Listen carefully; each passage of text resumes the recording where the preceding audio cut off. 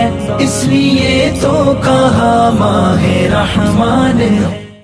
الحمد للہ نحمده ونصلي على رسوله الكريم اما بعد فاعوذ باللہ من الشیطان الرجیم بسم اللہ الرحمن الرحیم۔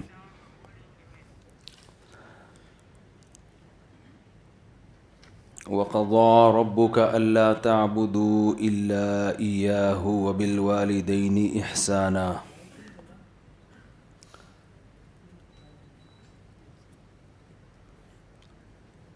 رمضان 2022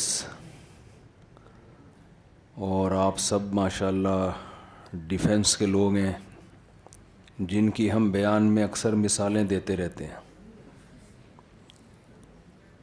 اور کافی زیادہ لوگ اکٹھے ہو گئے ہیں۔ میرا گلا بیٹھ گیا بیان کر کر کے۔ آج میں عصر کے بعد بیان تھا، پھر اتنا لمبا بیان ہوا، اس کے بعد 1.5-2 گھنٹہ، پھر ابھی تیسری دفعہ بول رہا ہوں، تو گلا بالکل بیٹھ چکا ہے۔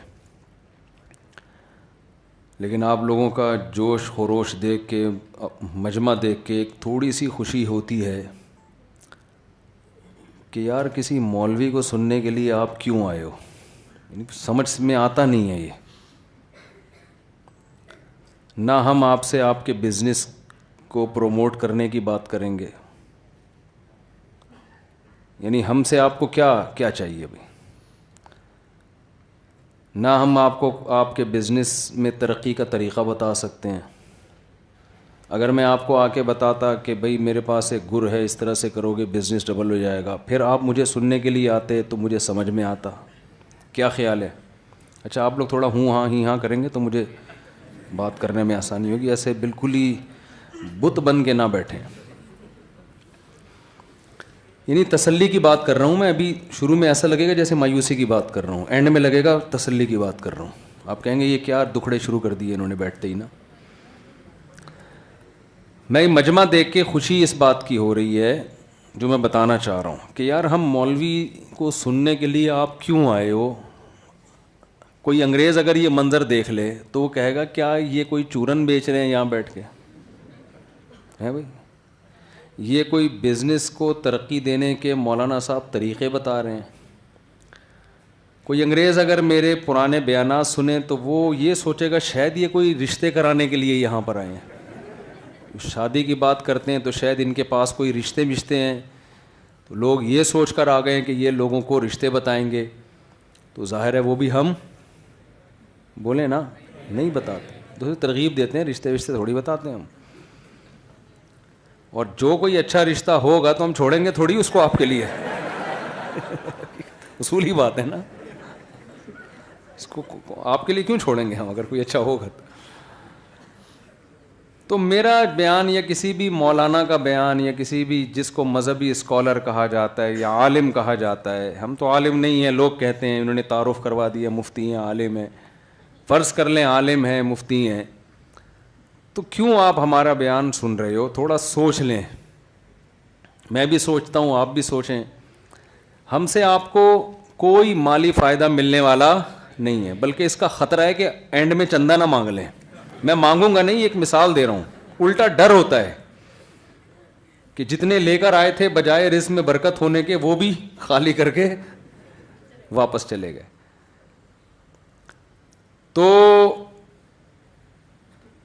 لیکن پھر بھی سنتے ہیں، لوگ آ رہے ہیں، حالانکہ کوئی مالی فائدہ ملنے والا نہیں ہے، نہ یہ کوئی شو ہو رہا ہے، نہ یہ کوئی میوزیکل شو ہے جس میں وقتی طور پر کوئی انٹرٹینمنٹ ہوتی ہے، 2-4 لطیفے آ جاتے ہیں، لیکن اس کے لیے تو بڑے بڑے پڑے ہوئے ہیں، ٹک ٹاکر بھی ہیں اور کامیڈین بھی ہیں دنیا میں، ان کا پروگرام دیکھو پورا 1 گھنٹہ ہنساتے ہی رہیں گے وہ بیٹھ کے۔ آپ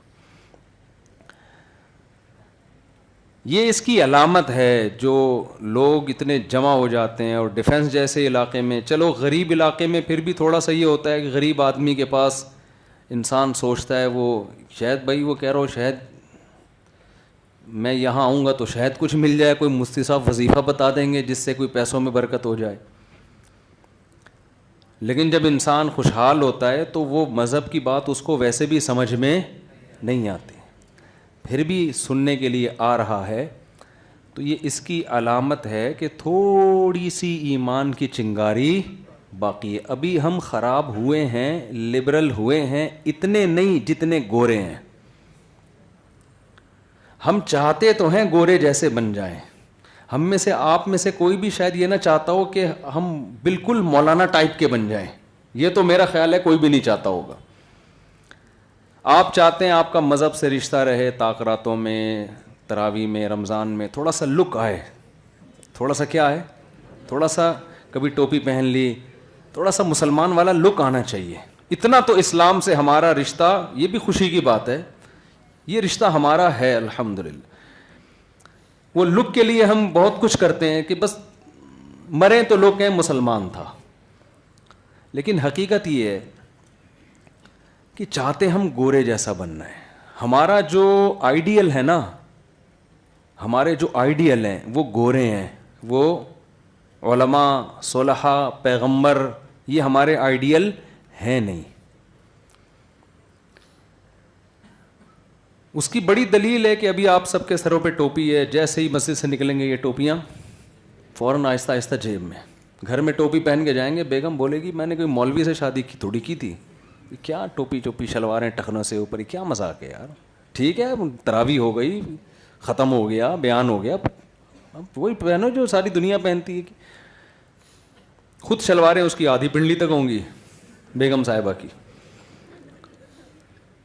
تو میں آپ کو پورا مولوی بنانے آیا ہوں, سمجھ رہے ہو نا. جو میرا مقصد ہے نا بیان کا, کہ پورے ملا بن جاؤ. آپ کہہ سکتے ہو بھائی اسلام مسلمان بناؤ, ملا کیوں بنا رہے ہو؟ تو ملا سے میری مراد پروفیشنل ملا نہیں ہے. ملا کی بھی دو قسمیں, there are two types of mullahs, اچھے ملا, گندے ملا, دونوں طرح کے ہر دور میں ہوتے ہیں. اچھے والے ملا بن جاؤ یار, جو دین ایمان کو بیچتے نہیں ہیں, جو غیرت کے سودے نہیں کرتے. میں نہیں کہہ رہا میرے جیسے بندہ ہوں, میں تو خود اچھا ملا بننے کی کوشش میں لگا ہوا ہوں کہ اچھا والا بنا دے اللہ مجھے. ہم کون سا یہ دعویٰ کرتے ہیں کہ ہم کوئی دودھ کے دھلے ہوئے ہیں یا زمزم سے نہائے ہوئے ہیں. لیکن میں چاہتا ہوں کہ میں اپنے بارے میں بھی یہ چاہتا ہوں, آپ کے بارے میں بھی چاہتا ہوں, ایک طرف ہو جاؤ. ڈیفینس میں سعید انور صاحب کے یہاں ایک دفعہ میرا آنا ہوا. بڑی بڑی سیلیبریٹیز آپ کو پتہ ہے دین کی طرف آتی ہیں, وہ آتے آتے بھی کچھ نہ کچھ پرانے آثار ان میں رہ جاتے ہیں. سعید انور صاحب کے جب گھر میرا آنا ہوا, انہوں نے انوائٹ کیا, میں دیکھ کے حیران ہو گیا. میں سمجھا کسی شیخ الحدیث کے گھر میں بیٹھا ہوں میں, بالکل چینج, ایسا ماضی چھوڑا ہے کہ پیچھے پلٹ کے نہیں دیکھا, بالکل زندگی تبدیل کر لی دین کی دعوت میں. اپنا کاروبار بھی ہے, بزنس بھی, وہ تو ظاہر ہے ضروری ہے, وہ تو چھوڑنے کی اجازت بھی نہیں ہے شریعت میں, وہ تو رہبانیت میں آ جائے گی, اور رہبانیت اسلام میں کیا ہے, حرام ہے. ہم جب آپ سے کہہ رہے ہیں پورے ملا بن جاؤ, مطلب یہ نہیں کہ کاروبار چھوڑ دو, آپ دکان چھوڑ دو, آپ بزنس چھوڑ دو, یہ تو حرام ہے, ناجائز ہے. یہ تو وہ پادریوں کا خود ساختہ دین ہے جو پادریوں نے ایجاد کیا تھا, جس کے بارے میں حدیث میں ہے لا رہبانیت فی الاسلام, اسلام میں رہبانیت نہیں ہے. تو آپ سے چند گزارشات میں عرض کروں گا. یا ایھا الذین آمنوا ادخلوا فی السلم کافہ, اے ایمان والو اسلام میں مکمل داخل ہو جاؤ. دیکھیں چند باتیں بیٹھ کے نا تنہائی میں سوچا کریں کہ اسلام اگر ٹھیک ہے تو پھر پورا ٹھیک ہے,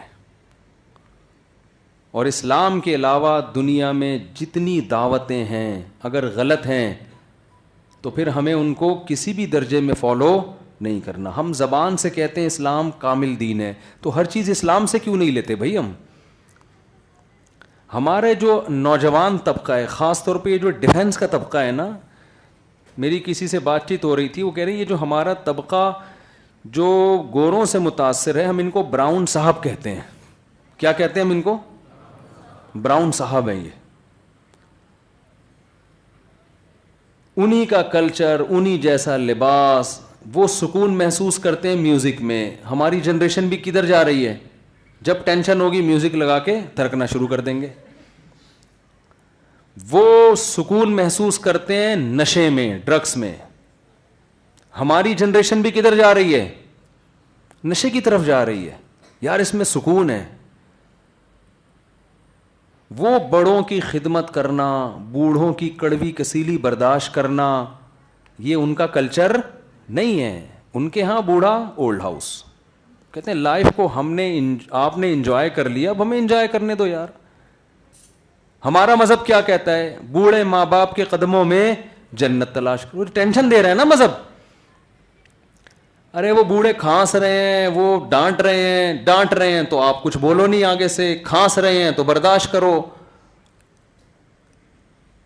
اور ان کی خدمت کرو. نبی نے فرمایا جس نے بوڑھے والدین کو پایا اور خدمت کر کے جنت واجب نہ کر لی اپنے اوپر, اس پر اللہ کی لعنت ہو کہ اتنا بڑا جنت کا آپشن اس نے ضائع کر دیا. میں آپ سے چند گزارشات پیش کروں گا. دیکھیں تنہائی میں بیٹھ کے چند باتوں پہ غور کریں, جو میں اکثر ایسے مجمعوں میں ایک بات کہتا ہوں. اسلام کے بارے میں غور کریں. اگر یہ ٹھیک ہے نا تو پھر ہر بات میں ٹھیک ہے اسلام, پھر سب کچھ فالو کریں. جو میں ابھی بتاؤں گا اسلام ہمیں کن باتوں کا آرڈر دیتا ہے, حکم دیتا ہے. پھر گورے کو لات ماریں, اس کو بولے نہیں ماننا ہم نے گورا. ہمیں اسلام سے پوچھنا ہے کہ کیا کہتا ہے. جس کے پاس جو چیز ہے اس سے وہ چیز لی جائے گی نا. بھائی گورے کے پاس اچھے انجینئر ہیں, ٹھیک ہے, یہ آئیڈیا بلڈنگ بنانی ہو, گاڑی بنانی ہو, آپ کس سے آئیڈیا لو؟ گوروں سے لو, جاپان سے لو, ٹھیک ہے نا. ان کے پاس اچھے, بولتے ہیں نا میرے ساتھ ساتھ, آپ لوگ کو بولنا پڑے گا, ان کے پاس اچھے انجینئر ہیں, اچھے میکینک ہیں, اچھے ڈاکٹر ہیں. آپ کے گردے کا مسئلہ حل نہیں ہو رہا, آپ امریکہ چلے جاؤ علاج کے لیے, گوروں سے رابطہ کرو. آپ جب یونیورسٹی بناتے ہو یہاں پہ, آپ مشورہ کس سے لو؟ گوروں سے. یہ علم ان کے پاس ہم سے زیادہ ہے, ترقی کی ہے انہوں نے اس فیلڈ میں, اس میں وہ ہم سے, ہمارے امام ہیں وہ. لیکن دنیا میں کوئی ایسا پاگل ہے جو یہ کہتا ہو کہ یہ چیز چونکہ اس کے پاس مجھ سے زیادہ ہے لہذا میں ہر چیز اسی سے لوں گا. میں مثال دیتا ہوں, آپ کی گاڑی ٹھیک نہیں ہو کے دے رہی تھی, درجنوں میکینک کو دکھا دیا, صحیح نہیں ہوا. ایک بڑا خاندانی میکینک, آپ اس کے پاس گاڑی لے کر گئے, اس نے چھو منتر کیا اور گاڑی کیا ہو گئی, وہ جو اپنی کلاکاری دکھائی, گاڑی ٹھیک اسٹارٹ ہو گئی. آپ کو یار ٹائٹ میکینک ہے یار, یہ اس فیلڈ میں میرا امام ہے. آج سے بنا لیا آپ نے اس کو اپنا باپ مان لیا, جیسے ہم نے گوروں کو اپنا باپ مان لیا. ویکسین بھی وہیں سے آ رہی ہے, مجبوری ہے, ان کو باپ ماننا پڑے گا کیونکہ ہمارے پاس نہیں ہے. ظاہر ہے وہیں سے آئے گا اب سب کچھ.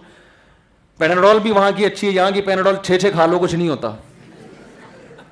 میں سعودی عرب گیا جب حج کے لیے, تو میرے منہ میں چھالے نکل آئے نا کچھ وجہ سے. ہمارے بچپن میں چھالے بہت نکلتے تھے, فولک ایسڈ بتاتے تھے ڈاکٹر, تو کھاتے رہتے تھے 1 مہینہ. تو میرے وہاں اتنے چھالے نکل گئے, میں نے کہا یار اب 1 مہینہ فولک ایسڈ کھانی پڑے گی, بڑی ٹینشن ہے. حج میں اتنی بیماری ہو گئی یار, یہ تو پورے چھالے. میں نے رات فولک ایسڈ کھائی, صبح چھالے ختم. میں نے کہا یہ کیا ہو گیا یار, یہ کیسے ختم ہو گئے؟ انہوں نے کہا بھائی یہ وہ پاکستانی فولک ایسڈ نہیں ہے, یہ سچی مچی کی فولک ایسڈ ہے. صحیح ہے نا. ادھر جو فولک ایسڈ ہوتی ہے نا پاکستان میں, اس میں ڈبے پہ تو موٹا موٹا لکھا ہوتا ہے. وہ ایک آدمی, آپ کے پاس ٹائم تو ہے نا تھوڑا سا, ایک آدمی بڑا سخی تھا, حلیم کی دیگ بنا کے, وہ بتا رہا ہے میرے ابا بڑے سخی تھے, حلیم کی دیگ بنا کے بانٹا کرتے تھے. وہ کسی نے کہا کیسے بناتے تھے؟ کہہ رہے تھے حلیم کی دیگ لی, پانی ڈالا, 11 دانے چاول کے, 11 دانے جو کے. کہہ رہا ہے بھائی یہ کیسا حلیم ہے؟ کہہ رہا ہے گوشت ڈالیں گے, بھی گوشت زیادہ ہوگا. اچھا بھائی گوشت کتنا؟ پرچی پہ لکھا 40 کلو گوشت, پرچی ڈال دی اس میں. سخاوت کا یہ بھی ایک طریقہ ہوتا ہے. تو ہمارے ہاں جو میڈیسن ہے نا, اس میں فولک ایسڈ لکھا کمپنیوں نے, اور وہ کیمیکل میں پرچی پہ لکھ کے اسی سے ذائقہ آ جاتا ہے فولک ایسڈ کا. دوائیں 2 نمبر. اچھا پھر مینا کے ایام میں اکثر الرجی ہو جاتی ہے رش کی وجہ سے, نزلہ, مجھے نزلہ ہو گیا, بلڈ آنے لگا سر میں سے نا, اتنی انفیکشن ہو گیا. سب کو ہوتا ہے وہاں جا کے. آگمنٹن بھائی اینٹی بایوٹک کھانی پڑے گی. اچھا ہمیں اینٹی بایوٹک کبھی 15-15 دن بھاگتے رہو یہاں پہ. وہاں کوئی آگمنٹن کا نسخہ کسی ڈاکٹر نے دیا, میں نے ایک گولی کھائی, میں ٹھیک ہو گیا. میں سوچ رہا تھا میں خواب دیکھ رہا ہوں, یہ ٹھیک کیوں ہو گیا میں. یعنی ہمیں یہ عجیب سا منظر لگ رہا تھا کہ یار اینٹی بایوٹک کھانے سے زخم ایک دم ٹھیک ہو گیا, مجھے یقین نہیں آ رہا تھا. تو پھر میں نے جب حیرانگی کا اظہار کیا, میں نے کہا یار دوا کھایا اور بندہ ٹھیک, یعنی پہلی دفعہ ایسا ہوا تھا نا کہ ادھر کھائی دوا اور ادھر ٹھیک ہو گئے. تو انہوں نے کہا بھائی یہ دوائیں ایسی ہیں کہ یہاں کھاؤ تو اتفاق سے آدمی ٹھیک ہو جاتا ہے. تو یہی حال باہر کی دنیا کا ہے. وہ ہر چیز میں ہمارے امام ہیں, میڈیکل سائنس میں ہمارے امام ہیں. جہاز, یہ جو ہوائی جہاز ہم لیتے ہیں امریکہ سے, ہم تھوڑی بنا سکتے ہیں, اب بنانا شروع کر دیا الحمدللہ, لیکن ابھی تک تو کس سے لیتے رہے ہیں, وہیں سے لیتے رہے ہیں. تو میں اس کی مثال دیتا ہوں, اس سے ہمارا نوجوان طبقہ بہت متاثر ہے ان لوگوں سے کہ یار جب ہر چیز وہاں سے لے رہے ہیں تو کلچر بھی انہی سے لو, لائف اسٹائل بھی انہی سے لو, طریقہ حیات بھی انہی سے لو, کپڑے بھی انہی جیسے پہنو, اسٹائل, ہیئر اسٹائل بھی کیسا ہونا چاہیے, سر پہ زیبرا کراسنگ دیکھیں نا, سر پہ بال کیسے بنے ہوئے ہوتے ہیں, یہاں سے ٹنڈ ہوئی ہوئی ہے, ادھر سے بال ادھر سے بال, عجیب عجیب سی سسٹم آ رہا ہے نا. وہ کہتے ہیں بچے 2 ہی اچھے, بلکہ ایک بھی اچھا نہیں ہے. تو یہ خاندان, یہ 18 بچے 17 بچے 12 اچھے, دقیانوسی والی حرکتیں بیکار. وہ کہتے ہیں شادی دیر سے کرو, 50 سال میں گورا جا کے شادی کرتا ہے, اور ہم یہ بچکانہ حرکتیں, ابھی اتنی ٹینشن, سالے اتنے پال لیے لے کے یار ابھی سے شادی کر کے, اور بچے اور ٹینشن عذاب, ابھی تو لائف کو انجوائے کرنے کا ٹائم ہے. تو ہم نے کیا کیا, ہم نے دیکھا کہ یار وہ سائنسی علوم میں ہمارے امام ہیں, ہمارے باپ ہیں, تو ہم نے کیا کیا, اب ہر چیز میں ان کو اپنا باپ بنا لیا. یہ غلطی بالکل ایسے ہے جیسے میں مثال دے رہا تھا کہ آپ کی گاڑی میں فالٹ پیدا ہوا, آپ نے بڑے بڑے میکینکوں سے ٹھیک کرانے کی کوشش کی, کسی کے پلے نہیں پڑا. ایک میکینک کے پاس گئے, ایک دم اس نے گاڑی کا مسئلہ ٹریس کیا, یار یہ پرابلم ہے, سیٹ کر دیا. آپ نے اس کو اپنا باپ بنا لیا کہ آئندہ سے گاڑی جب بھی خراب ہوگی تو کہاں لے کر آؤں گا, اس کے پاس. بالکل ٹھیک کیا آپ نے. اب ایک دن آپ کے گردے میں مسئلہ آ گیا. کیا مسئلہ ہو گیا, گردے. ڈاکٹروں کو سمجھ میں نہیں آ رہا. آپ نے کہا ایک آدمی ہے جس کو میں نے اپنا باپ بنایا ہے. وہ ادھر بیٹھتا ہے, ادھر شو روم ہے اس کو میں نے اپنا باپ بنایا ہے. اور وہاں پہنچ گئے آپ کہہ رہے ہو بھائی درجنوں ڈاکٹروں کی سمجھ میں نہیں آ رہا, میرے گردے میں کڈنی میں مسئلہ کیا ہے. آپ میرے امام ہو, آپ میرے باپ ہو, جو آپ کہو گے آنکھیں بند کر کے میں قبول کر لوں گا. وہ بھی کہے گا میرے بھائی میں میکینک ہوں, میں گردوں کا ڈاکٹر تھوڑی ہوں. آپ کہو گے یار تم اتنے پڑھے لکھے ہو, تم نے میکینیکل میں ڈپلومے کیے ہوئے ہیں, تمہیں گردوں کا نہیں پتا. وہ کہے گا گردوں کا اس سے کیا تعلق ہے, کہے گا نا. وہ کہے گا بھائی تو ایسا کر, کسی نفسیاتی ڈاکٹر سے دماغ کا علاج پہلے کرا اور پھر کڈنی اسپیشلسٹ سے گردے کا علاج بعد میں کرا. آپ کے گردے میں اتنا فالٹ نہیں ہے جتنا آپ کی کھوپڑی میں فالٹ ہے, اس کا علاج پہلے ضروری ہے. اللہ کی قسم یہی کچھ ہماری ینگ جنریشن کے ساتھ ہو رہا ہے. ہم کہہ رہے انہوں نے سائنس میں ترقی کی, انہوں نے ہوائی جہاز بنا لیے, چاند پہ قدم رکھ لیا. بھائی یہ وہ اس فیلڈ میں ماہر ہونے کا مطلب یہ نہیں کہ ہر فیلڈ میں ماہر ہیں. کچھ سوالات ایسے ہیں انسانیت کی حیات سے متعلق جن اہم ترین سوالات کا جواب قرآن کے پاس ہے, نبی کے پاس ہے, اسلام کے پاس ہے. ان سوالات کا جواب سائنسدانوں کے پاس اور انگریز کے پاس نہیں ہے. دیکھو اس کائنات کو بنانے والا انگریز ہے, یہ خدا ہے. تو خدا بتائے گا نا میں نے کیوں بنایا. ہمارے لیے نا موسٹ امپورٹنٹ کوسچن جو ہے نا ہماری زندگی کے لیے, سب سے اہم سوال کیا ہے, ہمیں کسی نے بنایا ہے یا ہم خود بنے ہیں.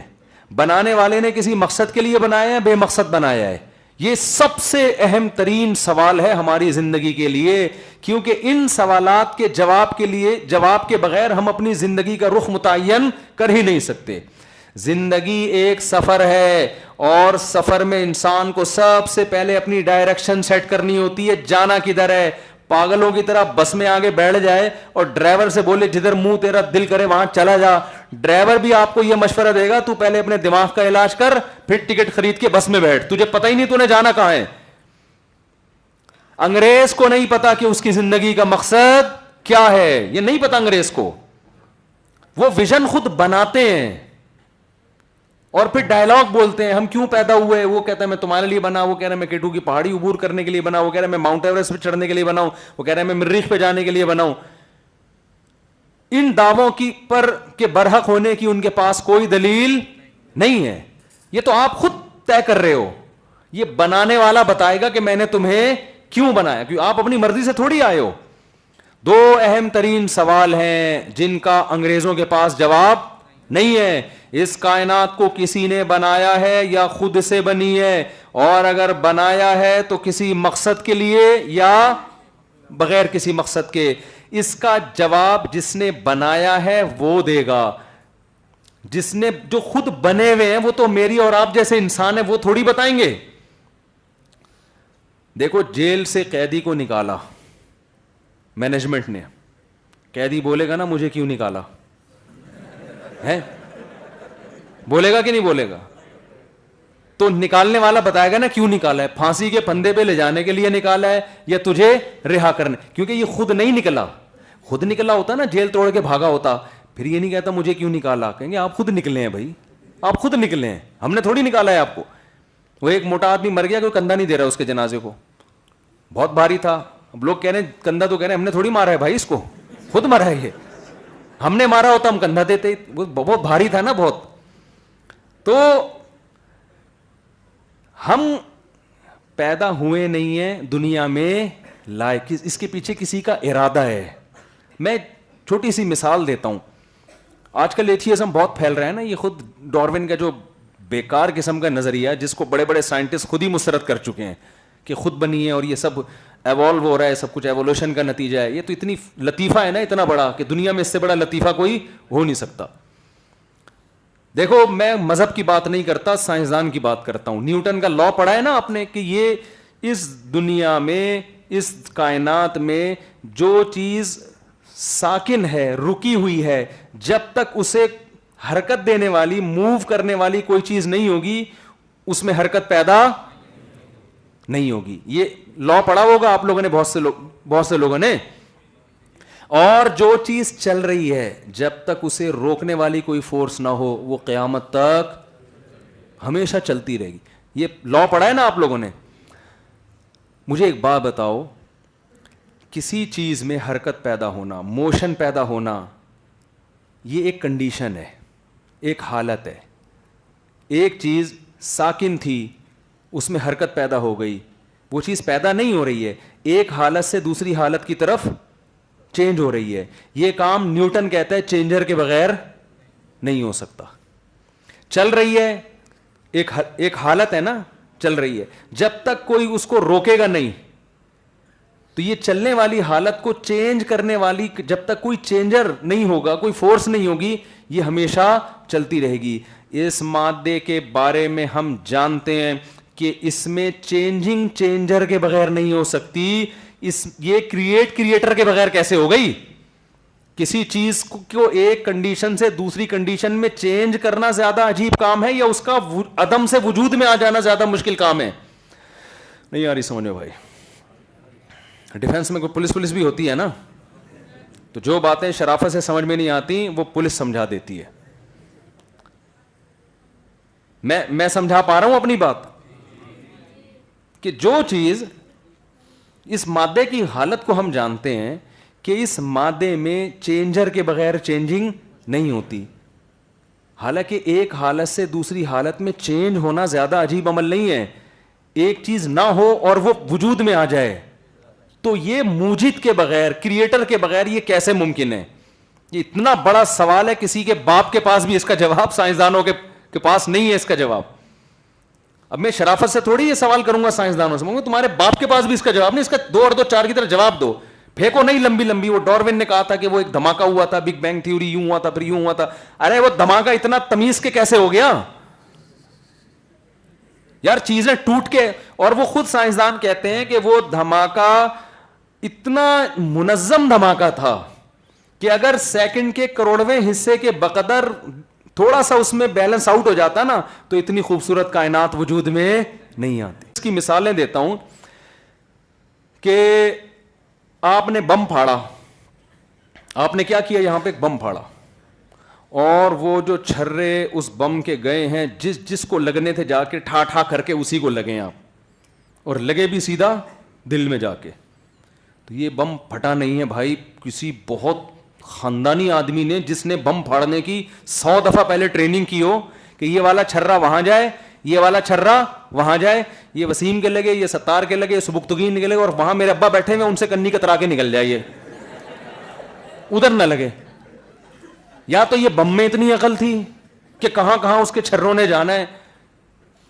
تو یہ جب کائنات ملی ہوئی تھی, اور قرآن میں بھی اس طرف اشارہ ہے, قرآن سائنس کی باتیں نہیں کرتا کیونکہ سائنسی تھیوریز بدلتی رہتی ہیں, لیکن اشارہ ہے اولم یر الذین کفروا ان السماوات والارض کانتا رتقا, کہ یہ زمین اور آسمان ملے ہوئے تھے, ففتقناہما, ہم نے ان کو کیا کر دیا, الگ کر دیا. تو یہ الگ اتنے خوبصورت انداز میں الگ ہوئے ہیں. او بھائی جب سورج بنا ہے تو وہ زمین اس سے ٹوٹ کے الگ ہوئی, اتنی دور گئی ہے کہ نہ تو اس کی کشش سے باہر نکلی اور نہ اتنی قریب کہ دوبارہ جا کے اس سے ٹکرا جائے, ہے بھائی.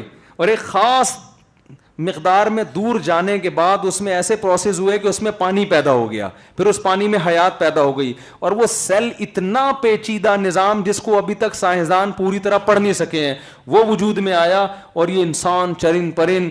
تو یہ میں نہیں کہہ رہا, یہ کوئی مولانا صاحب نہیں کہہ رہے, یہ سائنسدان ہی کہتے ہیں کہ اتنا منظم اور خاندانی قسم کا دھماکہ تھا کہ اتنے خاندانی آپ کے والدین بھی نہیں ہیں. آپ کہتے ہیں نا بڑے خاندانی ہیں, ایسا خاندانی دھماکہ ہوا ہے. ذرا سا اس میں بیلنس آؤٹ ہوتا نا, دھماکوں سے میرے بھائی چیزیں بنتی نہیں ہیں, بگڑتی ہیں.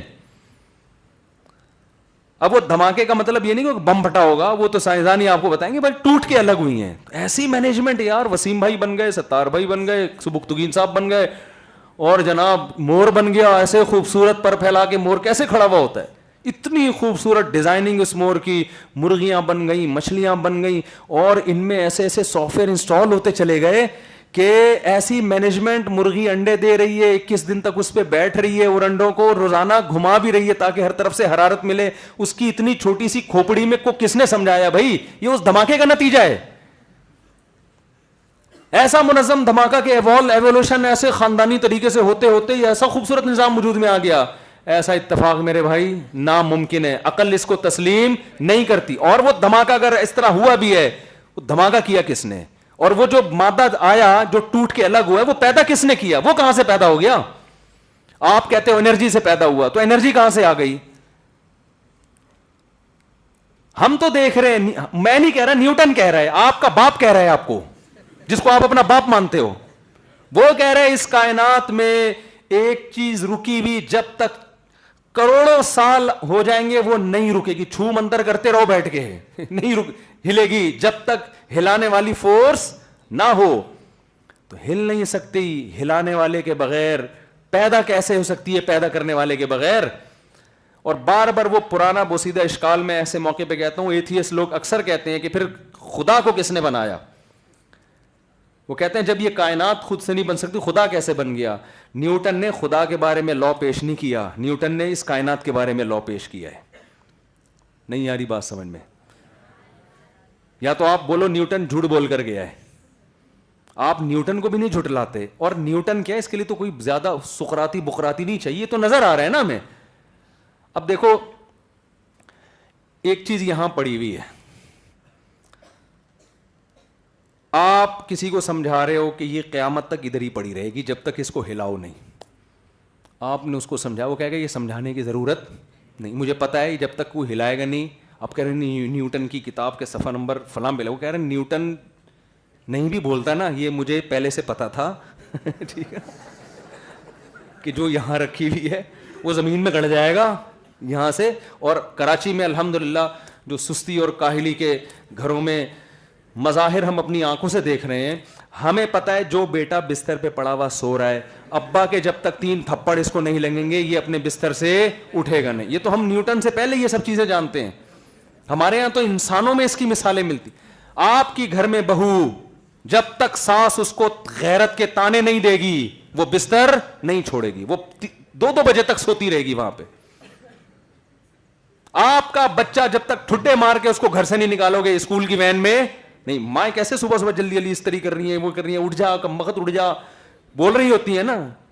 تو یہ تو نیوٹن کے بغیر بھی 2 اور 2 4 کی طرح بات ہے. کھوپڑی میں نیوٹن نے بھی اچھی بات کہی ہے, میں اس کا انکار نہیں کر رہا. تو 2 اور 2 4 کی طرح ایک بات ہے یار.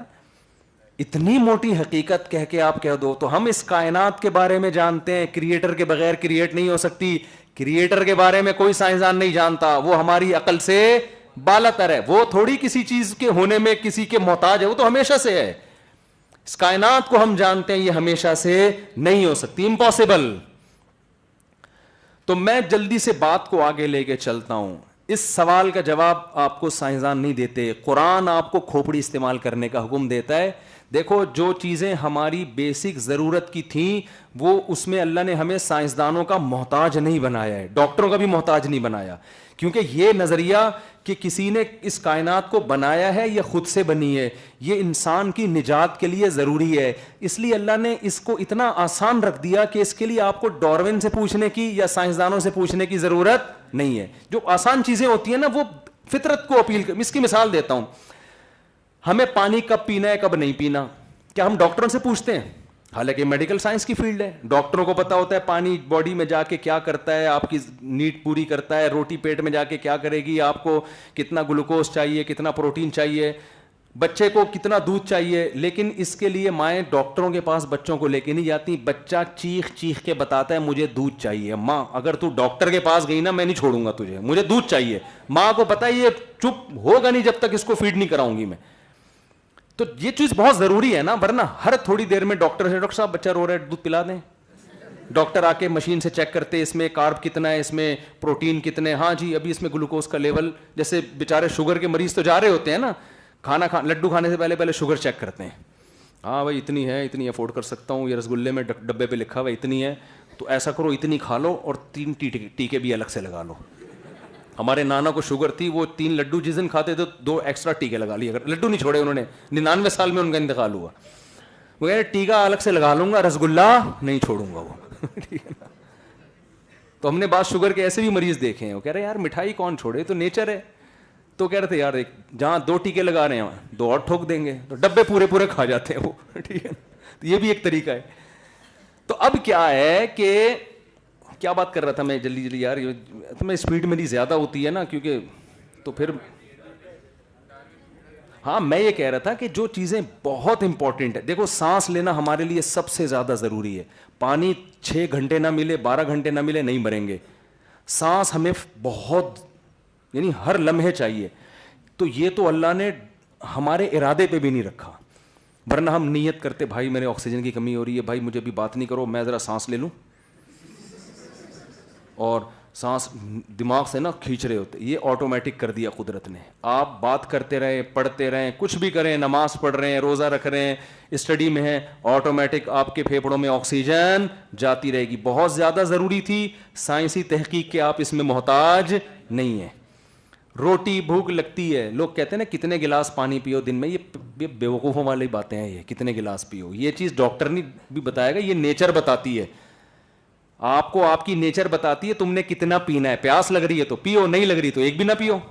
ہاں البتہ کچھ چیزیں ایسی ہیں جن سے نیچر چینج ہوتی ہے. جیسے چائے جب پئیں گے نا آپ, چائے پینے سے نقصان ہوتا ہے, آپ کی جو پانی کی جو نیڈ ہے وہ باڈی بتا نہیں رہی ہوتی, اس میں پھر ڈاکٹر سے پوچھنے کی ضرورت ہے.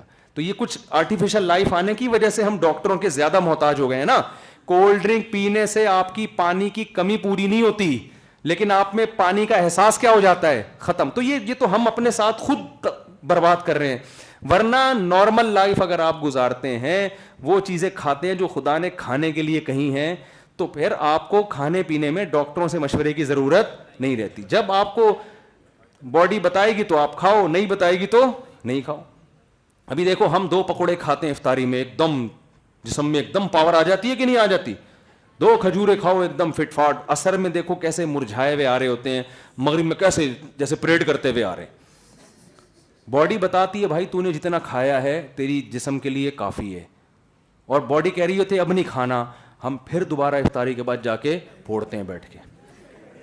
باڈی کہہ رہی ہوتی, بھوک بھی نہیں لگ رہی ہوتی, لیکن بس ایک کھانا ہے, روٹی تو کھائی نہیں. یہ کوئی کھانا تھوڑی ہے, ہم نے 25 کھجوریں کھا لی, 25-30 پکوڑے کھا لیے, 6 سموسے کھا لیے. یہ کھانا تو اب کھائیں گے. تو یہ کیا کھایا بھائی تم نے بیٹھ کے؟ اس کو لوگ کھانا ہی نہیں سمجھتے. میں ایک دعوت میں تھا, انہوں نے مرغے نا روز, دیسی مرغے اتنے سارے, وہ بڑے پٹھان لوگ تو آپ کو پتہ ہے دعوت بھی ایسی, وہ اتنے بھر بھر کے پلیٹوں میں ہم نے بھی پھوڑ دیے, کھا لیے. تو اب کیا ہو رہے ہیں, کہہ رہے ہیں اب کھانا آ رہا ہے. میں نے کہا بھائی ہم کراچی کے لوگ ہیں, خدا کا واسطہ. اور پھر ان کی دعوت میں آپ کھانا نہ کھاؤ, یہ زیادہ بڑا مسئلہ ہے آپ کے لیے. تو وہ نہیں کھاؤ تو کھانے سے جو پیٹ خراب ہوگا نا, وہ ٹینشن برداشت ہو جائے گی. نہیں کھانے سے تو ان کا موڈ خراب ہوگا, وہ آپ افورڈ نہیں کر سکتے. وہ تو مہمان نواز لوگ ہیں. تو خیر جلدی سے بات کو سمیٹوں, میں چاہتا ہوں جلدی سے نا پورا خلاصہ پیش کر دوں, لیکن اب لمبی ہوتی چلی جا رہی ہے. میں عرض کر رہا تھا کہ کچھ چیزیں بیسک ہوتی ہیں, اس میں آپ کو سائنسدانوں کو لفٹ کرانے کی بالکل بھی ضرورت نہیں ہے. پیاس باڈی خود بتائے گی, بھوک لگ رہی ہے باڈی خود بتائے گی. اسی طرح ایک اور چیز باڈی خود بتا دیتی ہے. یہ ڈاکٹروں سے نہیں پوچھو کہ شادی کس عمر میں کرنی ہے, سمجھ رہے ہو؟ ماں باپ سے بھی نہیں پوچھو کس عمر میں کرنی ہے. جب آپ کو پیاس, پانی پینے کا بہترین ٹائم کون سا ہے؟ جب پیاس لگے. کھانا کھانے کا بہترین ٹائم, یہ باڈی کی ریکوائرمنٹ ہے, یہ سوسائٹی کی ریکوائرمنٹ نہیں ہے. تو اسی طرح جب آپ بالغ ہو گئے, آپ میں سیکشول ڈیزائرز پیدا ہو گئی, تو یہی آپ کی باڈی کے لیے شادی کی سب سے بہترین عمر میں. اس میں شادی کرو گے صحت اچھی ہوگی, کیونکہ باڈی کی ریکوائرمنٹ ہے یہ. اور اگر آپ کو پیاس لگتی رہے اور آپ اس کی پیاس کی خواہش کو کچلتے رہو, بھوک لگتی رہے بھوک کی خواہش کو کچلتے رہو, 1 مہینہ رمضان میں تک ٹھیک ہے نا, لیکن کنٹینیو یہ کام کرو گے, اس سے صحت بنے گی نہیں. تبھی کراچی کے لڑکوں کی حالت دیکھو آپ یار, حالت تو دیکھو نا کیسے باریک باریک. کراچی کے اب تو پورے ملک میں یہ ہو رہا ہے, ایسے سمٹتے جا رہے ہیں, پتہ نہیں جا کہاں رہے ہیں یہ. پورا بندہ ہی نظر نہیں آتا. تو اسی طرح یاد رکھو, ہمارے لیے اس سوال کا جواب انتہائی ضروری ہے کہ ہمیں کسی نے بنایا ہے یا ہم بنے ہیں. تو اس جواب کو اللہ نے زیادہ پیچیدہ نہیں بنا. اس کے لیے تو نیوٹن کی تھیوری میں نے ویسے ہی شو مارنے کے لیے پیش کر دی کہ مجھے تھوڑا بہت نیوٹن کا بھی پتہ ہے, میں اتنا بھی دیسی نہیں ہوں, ورنہ اس کے لیے نیوٹن کی تھیوری کی ضرورت نہیں ہے. لوگ سمجھتے ہیں نا مولوی لوگ بالکل ہی دیسی ہوتے ہیں. ہم نے بھی نیوٹن پڑھا ہے, انٹر ہم نے بھی ایس ایم سائنس کالج میں FSC کی ہے ہم نے, ٹھیک ہے نا. وہ الگ بات ہے, 1-2 پیپر میں نے آخر میں چھوڑ دیے تھے, سائنس کے نہیں چھوڑے تھے, کسی اور کے چھوڑے تھے. تو لیکن پڑھی ہم نے. لیکن اس کے لیے پڑھنے کی ضرورت نہیں, اس کے لیے کیا چاہیے؟ آپ لوگ تھک گئے تو یہ, اس سے جب بھی میں یہ کرتا ہوں مجھے ایک لطیفہ یاد آتا ہے, کیونکہ میں چاہ رہا ہوں تھوڑا سا آپ لوگ تازہ بھی رہیں نا. خشک موضوع ہے نا یہ, ذرا خشک موضوع ہے, تھوڑا سا تازہ بھی رہیں. وہ میرا ایک بڑے ٹک ٹاک پہ بھی لطیفہ چلا تھا. وہ 2 آدمی سفر کر رہے تھے ٹرین سے نا, ایک سامنے پنجاب والا بیٹھا ہوا تھا, ادھر کراچی والا بیٹھا ہوا تھا. اب پنجاب والے لسی وسی طاقت, کراچی والا بیچارہ باریک سا, پان گھٹ کے آپ کو پتہ ہے. تو اب کیا ہو رہا ہے کہ سامان اٹھا کے رکھنا تھا کراچی والے نے برتھ پہ, اس سے اٹھ ہی نہیں رہا. پنجاب والے نے ایسے اٹھا کے یوں رکھا, لسی پیا کرو لسی. اس کو کراچی والے کو نا تھوڑی آر دلائی, یہ بیچارہ شرمندہ ہو گیا. پھر اس کو کچھ رکھنا تھا کراچی والے کو, پھر اٹھ نہیں رہا. پنجاب والے نے اٹھایا, یہ رکھا, لسی پیا کرو لسی. اب یہ بیچارہ شرمندہ ہو رہا ہے. اب یہ کھوپڑی استعمال کرنا شروع. اس نے کہا بہت ہو گئی بے عزتی. کیا ہو گئی ہے؟ بہت ہو گئی. اب اس نے کہا ٹرک چلاؤ. اس نے نا کوئی ایسے ایکٹنگ کی کہ جیسے اس سے سامان اٹھ نہیں رہا نا, لٹکانا ہے کہیں اس نے. تو اس نے اٹھایا, کیا کرنا ہے؟ کہہ رہے یہ ادھر لٹکا دے, یہ جو زنجیر نہیں کھینچنے والا وہ ہوتا, یہاں لٹکا دے. وہ بیچارہ غور کر نہیں رہا تو اس نے لٹکا دیا. زنجیر کھینچی, ٹرین رک گئی. جرمانے والا آیا, بھائی کس نے؟ انہوں نے کہا بھائی اس نے لٹکایا ہے. اس نے 500 روپے جرمانہ لے لیا. تو کراچی والا کہتا ہے چائے پیا کرو. ہر کام جو ہے نا لسی سے نہیں ہوتا, تھوڑا کھوپڑی بھی استعمال کرنی پڑتی ہے. تو میں کیا بات کر رہا تھا یہ اس سے پہلے؟ ہاں میں کہہ رہا تھا کچھ چیزیں کامن سینس کی ہوتی ہیں, اس میں سائنسدانوں کی ہمیں ضرورت نہیں ہے. یہ کائنات خود سے بن نہیں سکتی, اس میں اتنی بہترین مینجمنٹ ہو نہیں سکتی. تو الحمد سے لے کے والناس تک اللہ نے قرآن میں شہد کی مکھی کی مثال دی, کہا ان جانوروں کو سوکھا چارہ کھلاتے ہو اور چکنا گاڑھا دودھ ہم تمہارے لیے اس میں سے پیدا کرتے ہیں. ایسی مشین خود بن گئی. سوکھے چارے کو آپ لے کے جاؤ جاپان کے سائنسدانوں کو بولو یار اس میں سے تیل کا ایک قطرہ نکال کے دکھاؤ, کہیں گے یار اب تک ہم نے ایسی کوئی مشین ایجاد نہیں کی ہے. آپ بادام لاؤ گے تو ہم تیل نکال دیں گے, جڑیا بازار میں لے کے جاؤ گے دیر سے نکلے گا, جاپان کے سائنسدان کے پاس لے کے جاؤ گے ایک دم بہترین فوراً نکال دے گا, اور زیادہ مقدار میں یہی اس سے زیادہ نہیں ہوگا, لیکن بادام سے تیل نکالے گا وہ. لیکن اللہ کہتا ہے میں نے ایسی مشین بنائی گائے بھینس اور چوپایوں کی صورت میں, نسقیکم مما فی بطونہ من بین فرث ودم لبنا خالصا سائغا للشاربین, کہ سوکھا چارہ کھلاتے ہو. چند گھنٹوں میں 3 چیزیں بناتا ہوں سوکھے چارے سے. ایک گوبر بناؤں گا جو زمین کی طاقت اور توانائی کا ذریعہ بنے گا, ایسی بہترین کھاد کہ اب تک ہماری فیکٹریوں میں ایسی کھاد نہیں بنتی ہے. جو جعلی کھادیں بن رہی ہیں انہوں نے تو بیڑا غرق کر دیا, آرگینک چیزوں سے ہمیں محروم کر دیا ہے. آج بھی گوبر کی کھاد کی سبزی 10 گنا زیادہ قیمت پہ خریدتا ہے یوریا سے. اس کو پتا ہے قدرت کا آلٹرنیٹ ابھی تک نیچر کا آلٹرنیٹ پیدا ہی نہیں ہوا ابھی تک. یہ گوبر یہ زمین کے لیے تاکہ دوبارہ زمین گھاس اگائے, اور یہ سوکھا چارہ کون کھائے؟ جانور. دوسری چیز اللہ کہتے ہیں ہم اس سوکھے چارے سے کیا کرتے ہیں؟ دم بناتے ہیں, خون, بلڈ. وہ بلڈ کیا ہے؟ وہ ایندھن ہے, وہ اس مشینری کے لیے ڈیزل کا کام کر رہا ہے, پاور دے رہا ہے اس کو. ہر مشینری کو سپلائی چاہیے کہ نہیں چاہیے؟ پاور چاہیے کہ نہیں چاہیے؟ تو یہ اس بھینس کے لیے اس گائے کے لیے کیا ہے؟ پاور. اور فرمایا جس فیکٹری میں دودھ بنتا, جس فیکٹری میں گوبر بن رہا ہے اسی میں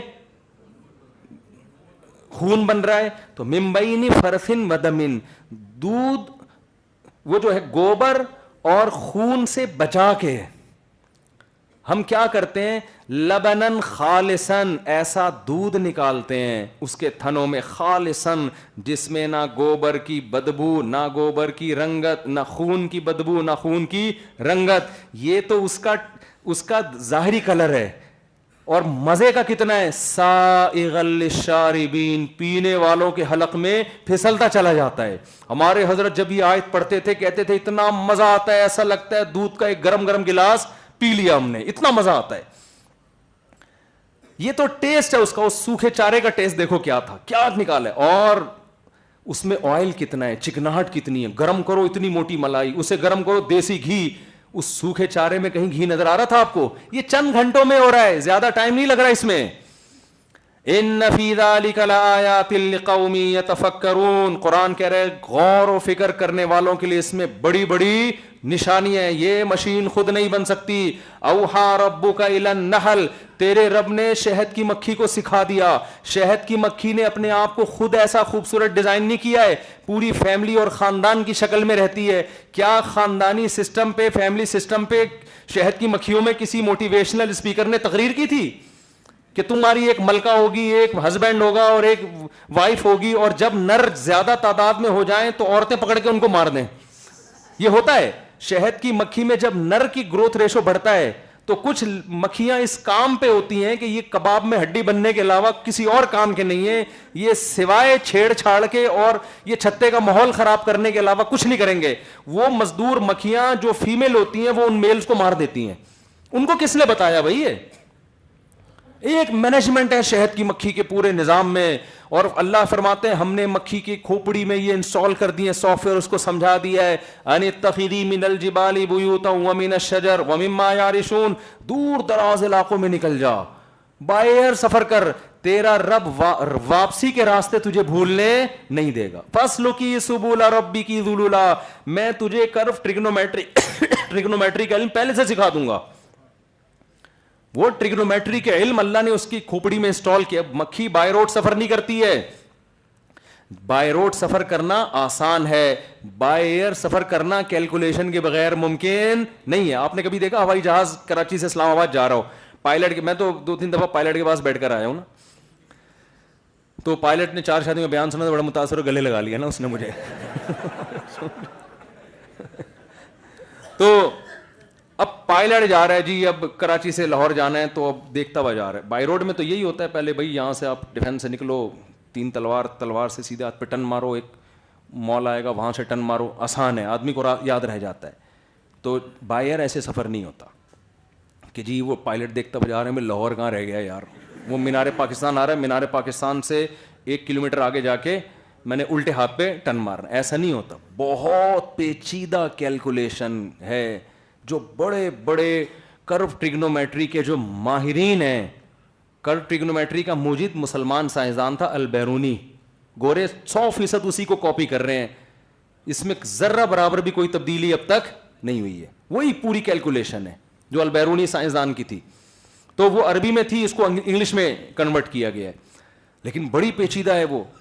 تو 100% اسی کو فالو کیا جا رہا ہے. لیکن مکھی بائی ایئر سفر کرتی ہے، کسی ٹریگنومیٹری کے ماہر کے پاس نہیں جاتی کہ بھائی مجھے بتاؤ، میں ایکچولی اتنی دور نکل آئی ہوں، مجھے پتہ ہی نہیں میرا چھتا ہے کہاں.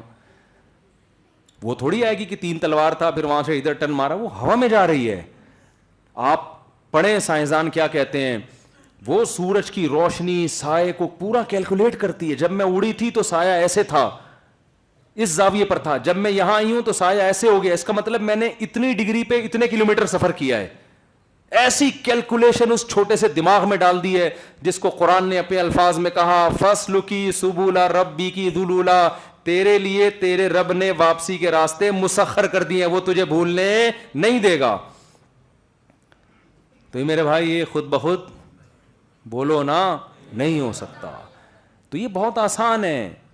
تو اب اگلا سوال جلدی سے، اگلا سوال یہ ہے، بنایا تو ہے بھائی کسی نے، یہ پاگلوں والی باتیں چھوڑ دو کہ ایوولوشن، یہ تو بیکار قسم کی باتیں ہیں، خود بخود ہوا ہے.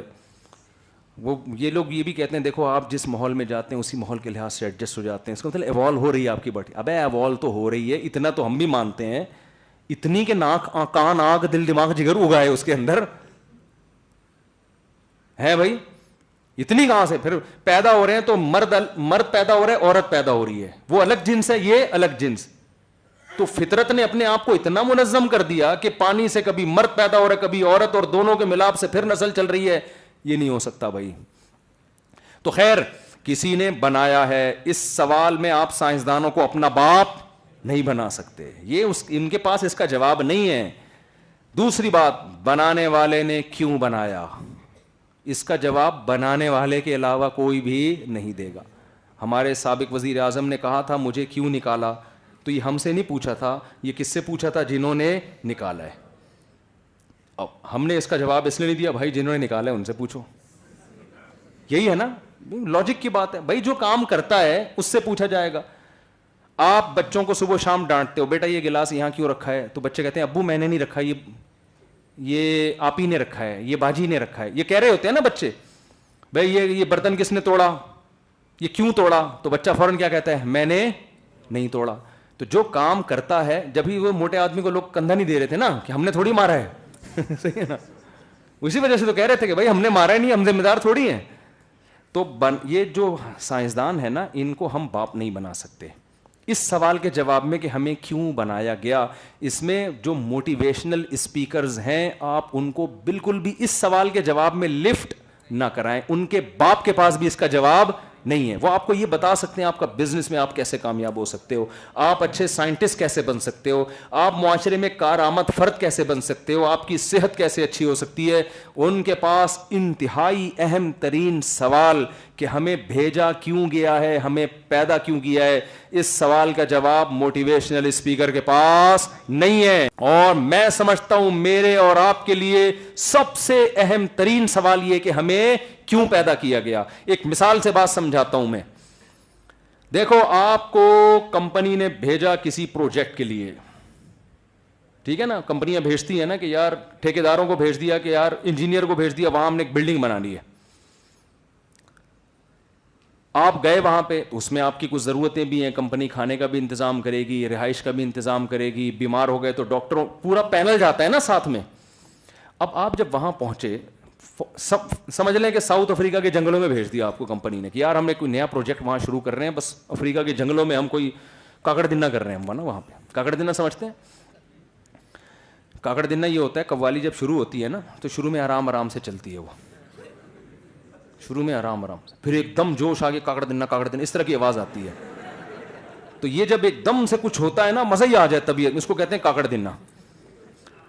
تو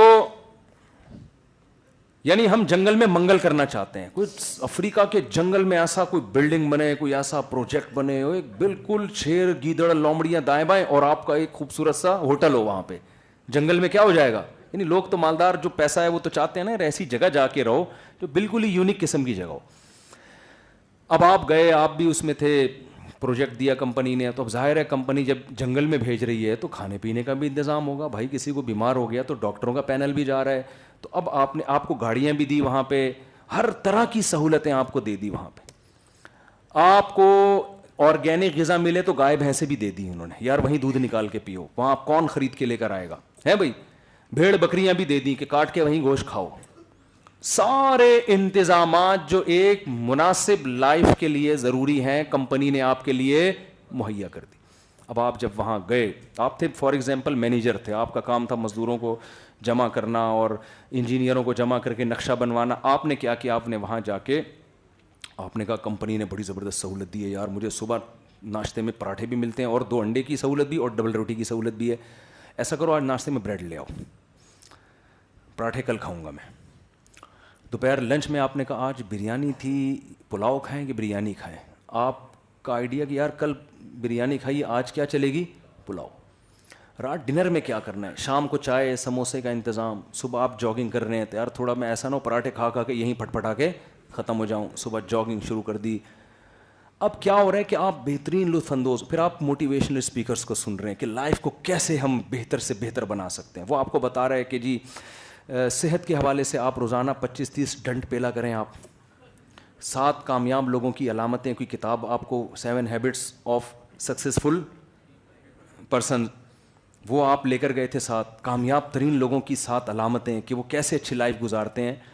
ان علامتوں کے مطابق آپ نے اپنے اندر وہ علامتیں کہ یار وہ ٹائم پہ سوتے ہیں, وہ ارادے کے پکے ہوتے ہیں, وہاں اپنے ورکشاپس کروانا بھی شروع کر دیں, اٹینڈ کرنا بھی شروع کر دیں. نہیں سمجھا پا رہا میں اپنی بات, زبردست. پھر آپ کو شکار کا بھی شوق تھا, آپ نے کہا یار تھوڑا جنگل میں ہرن ورن بھی جا کے دیکھتے ہیں, شکار کرتے ہیں. زبردست لائف گزر رہی ہے. لوگ کہہ رہے ہیں دنیا کا کامیاب ترین انسان ہے یہ. صحت بھی اچھی ہے بھائی, صحت بھی کیا ہے, بہترین ہے, اور اس کی لائف میں انٹرٹینمنٹ بھی ہے, خوشیاں بھی ہیں, سکسیز ہی سکسیز ہر جگہ. اور اب تو لوگ آپ سے ٹریننگ لینے لگے کہ حضرت آپ جو اتنی ہنسی خوشی لائف گزار رہے ہیں وہ 7 ہیبٹس جو ہیں ذرا ہمیں بھی بتائیں. آپ نے 14 بتا دیں اس کو. آپ نے کہا کچھ تو گوروں سے, کچھ میرے اپنے تجربے ہیں. اب نئی کتاب مارکیٹ میں آئی, 14 ڈیفینس کے لڑکے تو یہی کر رہے ہیں نا, 14 کامیاب لوگوں کی 14 علامتیں. 1 مہینے بعد کمپنی کا فون آئے گا, بے کر کیا رہا ہے وہاں پہ, تجھے جو کام دینے کے لیے گیا تھا کمبخت, ہم تو سیٹلائٹ سے دیکھ رہے ہیں ابھی تک ایک کیل بھی نہیں ٹھکی ہے اس میں بھائی. کوئی کھدائی کا کام تک تو شروع ہوا نہیں ہے وہاں پہ, تو کن چکروں میں پڑ گیا ہے. آپ جواب میں کہہ رہے ہو بھائی لائف کو انجوائے کرو, گدھے گھوم رہے ہیں, زیبرے گھوم رہے ہیں, اور اتنا خوبصورت منظر, بھیڑ بکریاں اور دودھ, آرگینک چیزیں. میری تو صحت اچھی ہو رہی ہے, اور پھر 4 شادیوں پہ بیان بھی سن رہا ہوں آج کل میں. یہی 4 شادیاں بھی ہو گئی آپ کے جنگل میں ہی ہے بھائی, اور بڑی لائف ایسے زبردست بھائی, اور تنخواہ بھی ہر مہینے آپ لے رہے ہیں کمپنی سے. اب کمپنی چھوڑے گی آپ کو, بولو نا. کمپنی کہے گی تو اپنے خرچے پہ آیا یہاں پہ کیا ہے, یہ تیرے باپ کا جنگل ہے, یہی کہے گی نا. جیسے ہم ٹھیکیداروں سے بات کر رہے ہوتے ہیں نا, ٹھیکیدار اگر کوئی غلط جگہ کیل ٹھوک دے. میں کرایہ دار تھا, تو کسی کے گھر میں کرائے پہ میں نے لیا ہوا تھا. میری نئی اتفاق سے شادی ہوئی تھی, چھپ کے رہ رہا تھا میں, پھر بعد میں بتا دیا تھا 10-15 دن بعد. تو گھڑی لگانی تھی, ہم دیوار پہ نا کیل ٹھوک رہے تھے کہ یہاں گھڑی لگانی ہے. مجھے اندر سے آواز آئی, مالک مکان کا گھر ساتھ ہی تھا, ایک خاتون جو مالک مکان خاتون, کا آواز آئی دیواروں کا بیڑا غرق کر رہے ہیں یہ لوگ. مجھے ملفوظ نام بھی تک یاد ہے. ایسے موقع پہ لوگ کیا کہتے ہیں, تیرے باپ کا گھر ہے جو جہاں چاہے تو کیل ٹھوک دے. کہتا ہے نا مالک مکان, ابے تجھے کرائے پہ دیا ہوا ہے, آرام سے رہے, یہ تھوڑی کہ جہاں چاہے کیل دیواروں کا. مجھے وہ خاتون کی نا درد سے نکلی ہوئی آواز. اچھا وہ میرا بڑا احترام کرتی تھی, مفتی صاحب ہیں ایسے نا, لیکن ان کو نہیں پتا تھا میں ان کی آواز سن رہا ہوں. اپنے بچوں سے کہہ رہی ہیں دیواروں کا بیڑا غرق کرنے. مجھے اتنی ہنسی آئی, میں نے چھوڑ دیا, میں نے کہا بھائی رہنے دو. اچھا جب ملی ہے تو پھر وہی مسکرا کے ماشاء اللہ صاحب خیریت سے. میں نے دل میں سوچا میں دیکھو ادھر ان کے جذبات کیا تھے. تو کمپنی آپ سے کہے گی یہ تیرے باپ کا جنگل ہے اور یہ تیرے باپ کے بکرے ہیں جو میں نے تو کاٹ کے روزانہ کھا رہا ہے. یہ بکرے تو اپنے ساتھ لے کر آیا تھا کیا؟ اور یہ جو تو روزانہ ڈبل روٹی میں مکھن لگا لا ہے, آج پراٹھا ہونا چاہیے تو آج بریانی ہونی چاہیے تو آج پلاؤ ہونا چاہیے, تیرے باپ کی دیگیں پکڑی ہیں یہاں پہ, یہی بولے گی نا. تیرا تو ایک دھیلا سالے خرچ نہیں ہوا. ایسی جو گالیاں اس کو آتی ہوں گی جو معین اختر کے ماموں نے بھی وہ گالیاں دی ہوں گی. وہ انور مقصود کا معین اختر کے ساتھ پروگرام ہے نا کہ ماموں گالیاں دیتے ہیں. آپ لوگ تو نئے نا, ہمارے پرانے لوگ تو بہت سنتے رہتے ہیں. معین اختر کا پروگرام ہے, یوٹیوب پہ سرچ کر لیں انور مقصود کے ساتھ. کراچی میں رہتے رہتے نا ماموں گالیاں دینے پہ آ گئے تھے, حالات اتنے خراب تھے. کہہ رہے ہیں نلکا کھولو تو پانی نہیں آ رہا تو نلکے کو گالیاں, اور بٹن دباؤ پنکھا نہیں چل رہا پنکھے کو گالیاں, بلب جلاؤ کہہ رہے ہیں جل نہیں رہا تو بلب کے رشتے داروں کو گالیاں. صحیح ہے. تو آپ کتنی گالیاں کمپنی کتنی گالیاں نکالے گی نا, جو بھی اونر ہوگا کہ یار تو تیرے باپ کا ہی ہے جو یہاں. تو میرے بھائی ہمارے ساتھ بھی کچھ ایسا ہی ہوا ہے.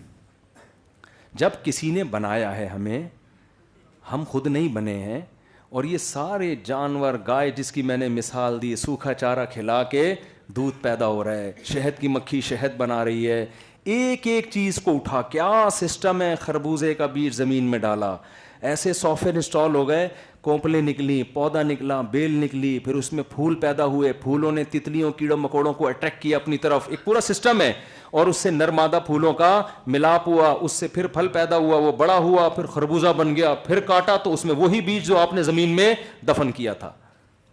یہ خدمتیں ہو رہی ہیں, ایک نہیں ہے.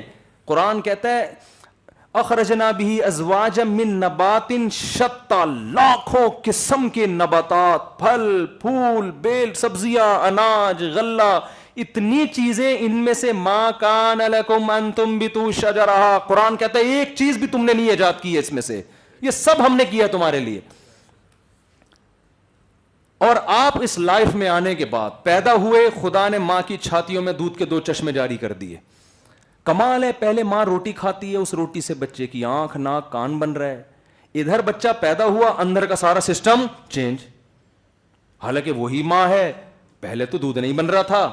کیا حسین اتفاق ہے یار, ادھر بچہ آیا, اب وہی روٹی کھائے, چاول کھائے, گوشت کھائے, ہر چیز دودھ میں تبدیل ہو رہی ہے, اور دودھ چھاتیوں میں پہنچ رہا ہے. اور بچہ پیدا ہوتے ہی کچھ بھی نہیں جانتا, دودھ پینے کا طریقہ بھی جانتا ہے, کہاں سے ملے گا یہ بھی جانتا ہے. تو میرے بھائی آپ جب دنیا میں آئے نہیں, بھیجا گیا ہے. ہم نے کیا کیا, ہم نے جب گوروں کو پڑھنا شروع کیا, ان کے ہاں نائٹ کلب ملے ہمیں, ان کے ہاں ہمیں عیاشی ملی, شراب ملی, اور ترقی اور سائنس اور یہ ساری جو لائف کو ظاہر ہے انٹرٹین کرنے کی چیزیں, تو ہم ان چیزوں میں الجھ گئے. ہم نے کہا یار اب میرا ہدف ہے بحریہ ٹاؤن, ڈیفینس میں تو بن گئے 2-4 بنگلے, اب بحریہ ٹاؤن کی طرف نکلو یار, کب تک ڈیفینس میں پڑے رہو گے. لوگوں کا یہ سوچ ہے, لیکن ڈیفینس والوں کو اس سے تکلیف ہوتی ہے کہ بحریہ ٹاؤن تو تیل بیچتا ہے ہمارے سامنے, تو اس لیے میں بیان واپس لے رہا ہوں.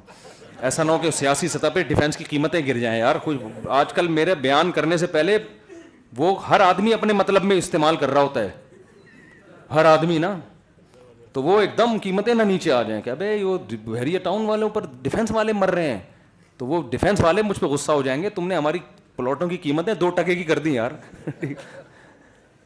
تو بحریہ ٹاؤن میں جاؤں گا تو میں یہ بیان دے دوں گا. فی الحال یہاں پر یہ ہے کہ وہ والے اس پہ مر رہے ہیں, لیکن آپ کا ایک ہدف ہے یار, اتنے پلاٹ یہاں, اتنے پلاٹ یہاں, پھر لائف کو انجوائے کرو یار, گرل فرینڈ رکھ لی, شراب کباب, چھٹے مٹے سکون کے لیے میوزک, اسی میں آپ الجھ گئے.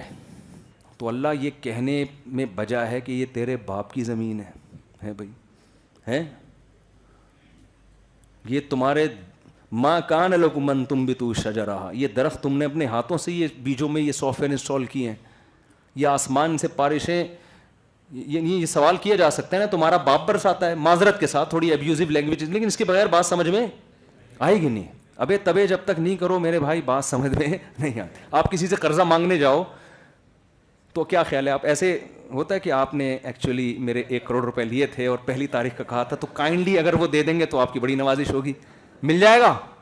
یہاں تو زیادہ تر تاجر لوگ ہیں نا, ایسے ملتا ہے, کہ کائنڈلی آپ 1 کروڑ روپے دے دیں, وہ کہے excuse me sir I don't have, آپ کہیں تھینک یو اپنا خیال رکھیے گا میں کل دوبارہ ٹرائی کروں گا. ایسے ہوتا ہے؟ بات سمجھ میں آئے گی اس کے؟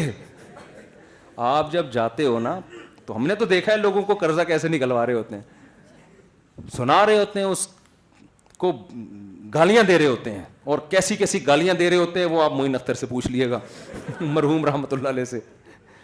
تو اس کے بعد تو میں بھی اب تھوڑا سا اس اسٹائل میں کوشش کرتا ہوں سمجھانے کی. تو بھائی یہ زمین ہمارے باپ کی نہیں ہے. گورا یہ غلط فہمی میں مبتلا ہو گیا ہے کہ یہ ہماری زمین ہے, ہم اس میں پیدا ہوئے ہیں, اب ہم جو چاہے کریں. قرآن بار بار کہہ رہے یہ تمہارے باپ کی زمین نہیں ہے, اس میں آسمان سے پانی تمہارا باپ نہیں برساتا, ٹھیک ہے نا, زمین سے جو طرح طرح کے نباتات پیدا ہو رہے ہیں تمہارا باپ نہیں نکالتا, اور شہد کی مکھی جو شہد بناتی ہے اتنی محنت سے, اور چھتا تم کاٹ کے پورا شہد پی جاتے ہو, یہ چھتا تمہارے باپ نے نہیں بنایا. کسی کے والد صاحب بیٹھے ہو تو معذرت بھائی, ٹھیک ہے نا, تو یہ تمہارے باپ نے نہیں بنایا. تو یہ ایک ایک چیز, جعل لکم من انفسکم ازواجا, قرآن کہتا ہے تمہارے لیے جوڑے پیدا کیے اس نے, عورت کو پیدا کیا, عورت کی اٹریکشن مرد کی طرف, مرد کی عورت کی طرف, یہ جوڑے اللہ نے پیدا کیے ہیں تاکہ ہماری زندگی ایک حسین زندگی ہو, محبت والی زندگی ہو, انٹرٹینمنٹ ہو اس زندگی میں کچھ. تو یہ ساری چیزیں گاڈ گفٹیڈ ہیں, یہ خود بخود نہیں ہے. تو قرآن کہتا ہے تمہیں بھی ایک پروجیکٹ دے کے ہم نے بھیجا ہے, اس پروجیکٹ پہ کام کرو گے تو یہ چیزیں تمہارے لیے حلال ہیں, اس پروجیکٹ پہ کام نہیں کرو گے تو میں تم سے یہ نعمتیں روکوں گا نہیں, لیکن آخرت میں اس کا حساب تمہیں دینا پڑے گا. بہت سخت سزا رکھی ہے اللہ نے, وہ جہنم کی آگ ہے, وہ سزا بہت سخت سزا ہے. تو قرآن ہمیں بتاتا ہے, یہ سائنسدانوں کا ٹاپک نہیں ہے, وہ بتاتا ہے کہ کیوں بنایا اس کائنات کو. تو اللہ نے پوری کائنات کا مقصد 26ویں پارے میں ایک آیت میں بیان کر دیا. وہ کیا ہے؟ وَسَخَّرَ لَكُم مَّا فِي السَّمَاوَاتِ وَمَا فِي الْأَرْضِ جَمِيعًا مِّنْهُ, جو کچھ آسمانوں میں اور جو کچھ زمینوں میں سارا کا سارا تمہارے لیے. کتنا آسان کر دیا نا. یہ ساری کائنات کا مقصد کیا ہے؟ میری اور آپ کی خدمت. لہذا ہم تسخیر کائنات کر سکتے ہیں. جو خدا کے منکر ہیں ان کے لیے جانور کو ذبح کر کے کھانا یا مار کے کھانا کسی دلیل سے حلال نہیں ہے, کیونکہ وہ کہتے ہیں جب خود سے بنے ہیں تو بھائی جب آپ خود سے بنے ہیں تو جتنا آپ کو زندہ رہنے کا حق ہے اتنا ہی گائے بیل کو بھی ہے, اتنا ہی بکری کو بھی ہے. یہ تو سب اتفاق سے وجود میں آئے ہیں. آپ کہتے ہو شیر بھی تو کھا جاتا ہے نا ہرن کو, تو ہم نے کھا گیا. شیر اس لیے کھاتا ہے اس کی غذائی گوشت ہے اور اس میں یہ عقل ہے نہیں. آپ تو سبزیوں پہ ہندو نہیں کرتے 100 سال جیتے ہیں کھیرے ککڑیاں کھا کے. ہندو پتے کھا کے سبزیاں کھا کے 100 سال جیتے ہیں, تو گوشت کھانا کوئی بہت زیادہ ضروری نہیں ہے. تو آپ کیوں کھا رہے ہو گوشت؟ ہمارے پاس جواب ہے, جو خدا کے منکر ہیں اس کے پاس اس اعتراض کا جواب نہیں ہے. ان کے پاس کوئی جواب نہیں. ہمارے پاس جواب ہے, بھائی ہمیں ہمارے لیے کس نے حلال کیا ہے؟ خدا نے. اس نے کہا یہ سب تمہارے لیے. شیر کو ہم چڑیا گھر میں بند کر کے ٹکٹ لگا دیتے ہیں اس کے اوپر. کسی بادشاہ کی اس سے بڑی کوئی توہین ہو سکتی ہے؟ ہم کر رہے ہیں یہ. شیر ہم سے پوچھے میرے ساتھ یہ سلوک کیوں کیا, ہم کہیں گے اللہ نے تجھے کس کے لیے بنایا ہے؟ ہمارے لیے بنایا. ہم جو مرضی کریں تیرے ساتھ, بس ظلم نہیں کریں گے, ہم تکلیف نہیں دیں گے خامخواہ کی. تو یہ پوری کائنات کا مقصد اللہ نے بیان کر دیا. کس کے لیے بنی ہے؟ تمہارے لیے. اب ہم رہ جاتے ہیں آخر میں, بس یہ میں بیان کو سمیٹ رہا ہوں. اب سوال پیدا ہوتا ہے ہمیں کیوں بنایا گیا؟ سمجھ میں آ رہی ہے بات؟ یہ بات آپ کو گورا نہیں بتائے گا, یہ بات بھی وہ بتائے گا جس نے پیدا کیا ہے. وہ کہتا ہے, کئی جگہ اللہ نے بتایا, مختلف انداز سے بتایا. فرمایا خلق الموت والحیات لیبلوکم ایکم احسن عملا, اس لیے بنایا وہ تمہیں آزمانا چاہتا ہے تم میں اچھا عمل کون کرتا ہے. غیر مسلم کہتا ہے ہمیں اچھا کرنا چاہیے, لیکن کیا اس کا بدلہ ملے گا؟ کہتے ہیں کسی کو مل جائے گا, کسی کو نہیں ملے گا. بہت سے اچھے لوگوں کو کچھ بھی نہیں ملتا. آپ نے لاکھوں لوگوں کو کھانا کھلایا, صبح نکلے بس کچل کے چلی گئی آپ کو. اتنی خدمت کا کوئی بدلہ ملا آپ کو؟ اگر آپ آخرت کو نہیں مانتے تو ملا کوئی بدلہ؟ آپ نے ظلم کیا, لاکھوں انسانوں کو قتل کر دیا, موت کے گھاٹ اتار دیا, دہشت گردی کی انتہا, لیکن آپ ملک کے صدر بن گئے. ہوتا ہے ایسے, پوری دنیا میں ہوتا ہے. ظالم آدمی ترقی کرتے کرتے انتہا کو پہنچ جاتا ہے, کیس ہی نہیں بنتا اس کے اوپر, وہ جج کو خرید لیتا ہے, جج کو قتل کی دھمکیاں دے دے گا. جو آدمی ہزاروں کو قتل کر سکتا ہے کتنا پاورفل ہوگا, اس کے لیے جج کو خریدنا کوئی مشکل ہے؟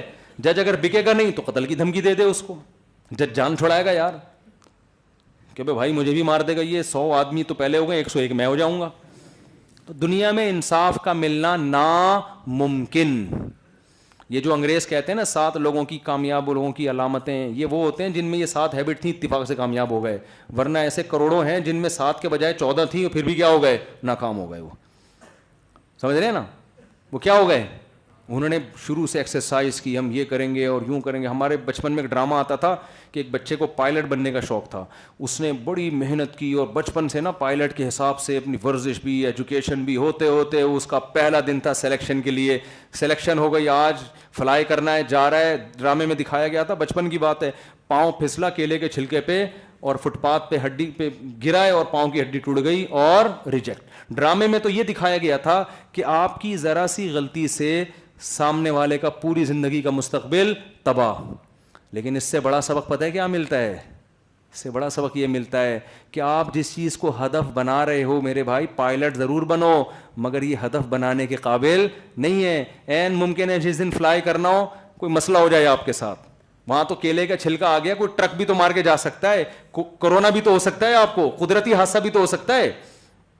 آپ اگر اللہ کے لیے یہ کام کرتے کہ میں پائلٹ بنوں گا, ملک کا دفاع کروں گا خدا کو راضی کرنے کے لیے, آپ کیلے کے چھلکے سے پھسل کے ہلاک ہو جاتے, ٹرک کچل دیتا, آپ اپنے ہدف میں کامیاب نہیں آئی. بات سمجھ میں, ہمیشہ ہدف ایسی چیز کو بنایا جاتا ہے جس کو اچیو کرنا ممکن ہو.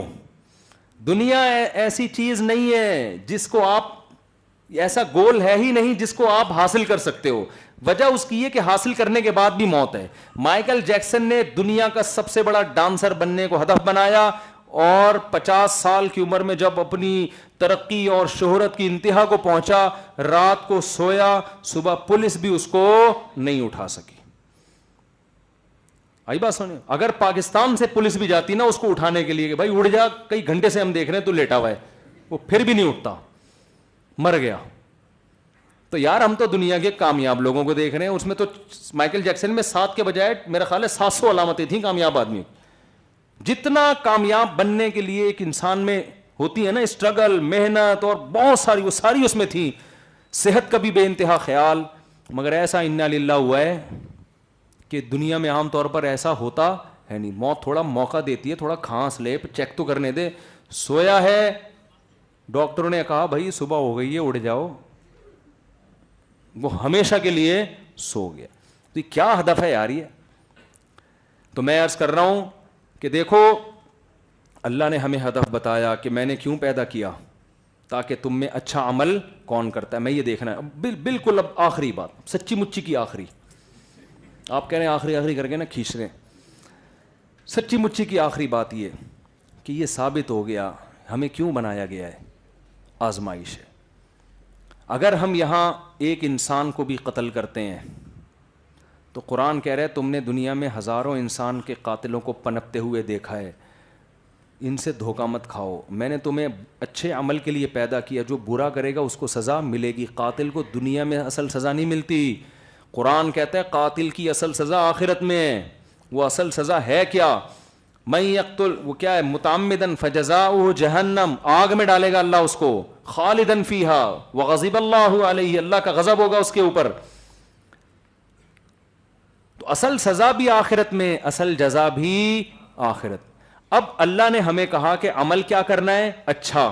تو اچھے کو اللہ نے خود ڈیفائن کر دیا ہے, کیونکہ گوروں کے ہاں اچھے کا معیار کچھ اور جس خدا نے ہمیں بنایا اس کے ہاں اچھے کی ڈیفینیشن کچھ اور ہے.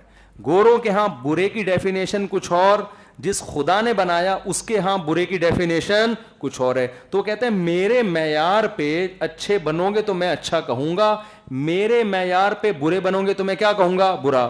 ہو سکتا ہے آپ کی سوسائٹی آپ کو اچھا کہہ رہی ہو لیکن میرے حساب سے آپ اچھے نہیں ہو.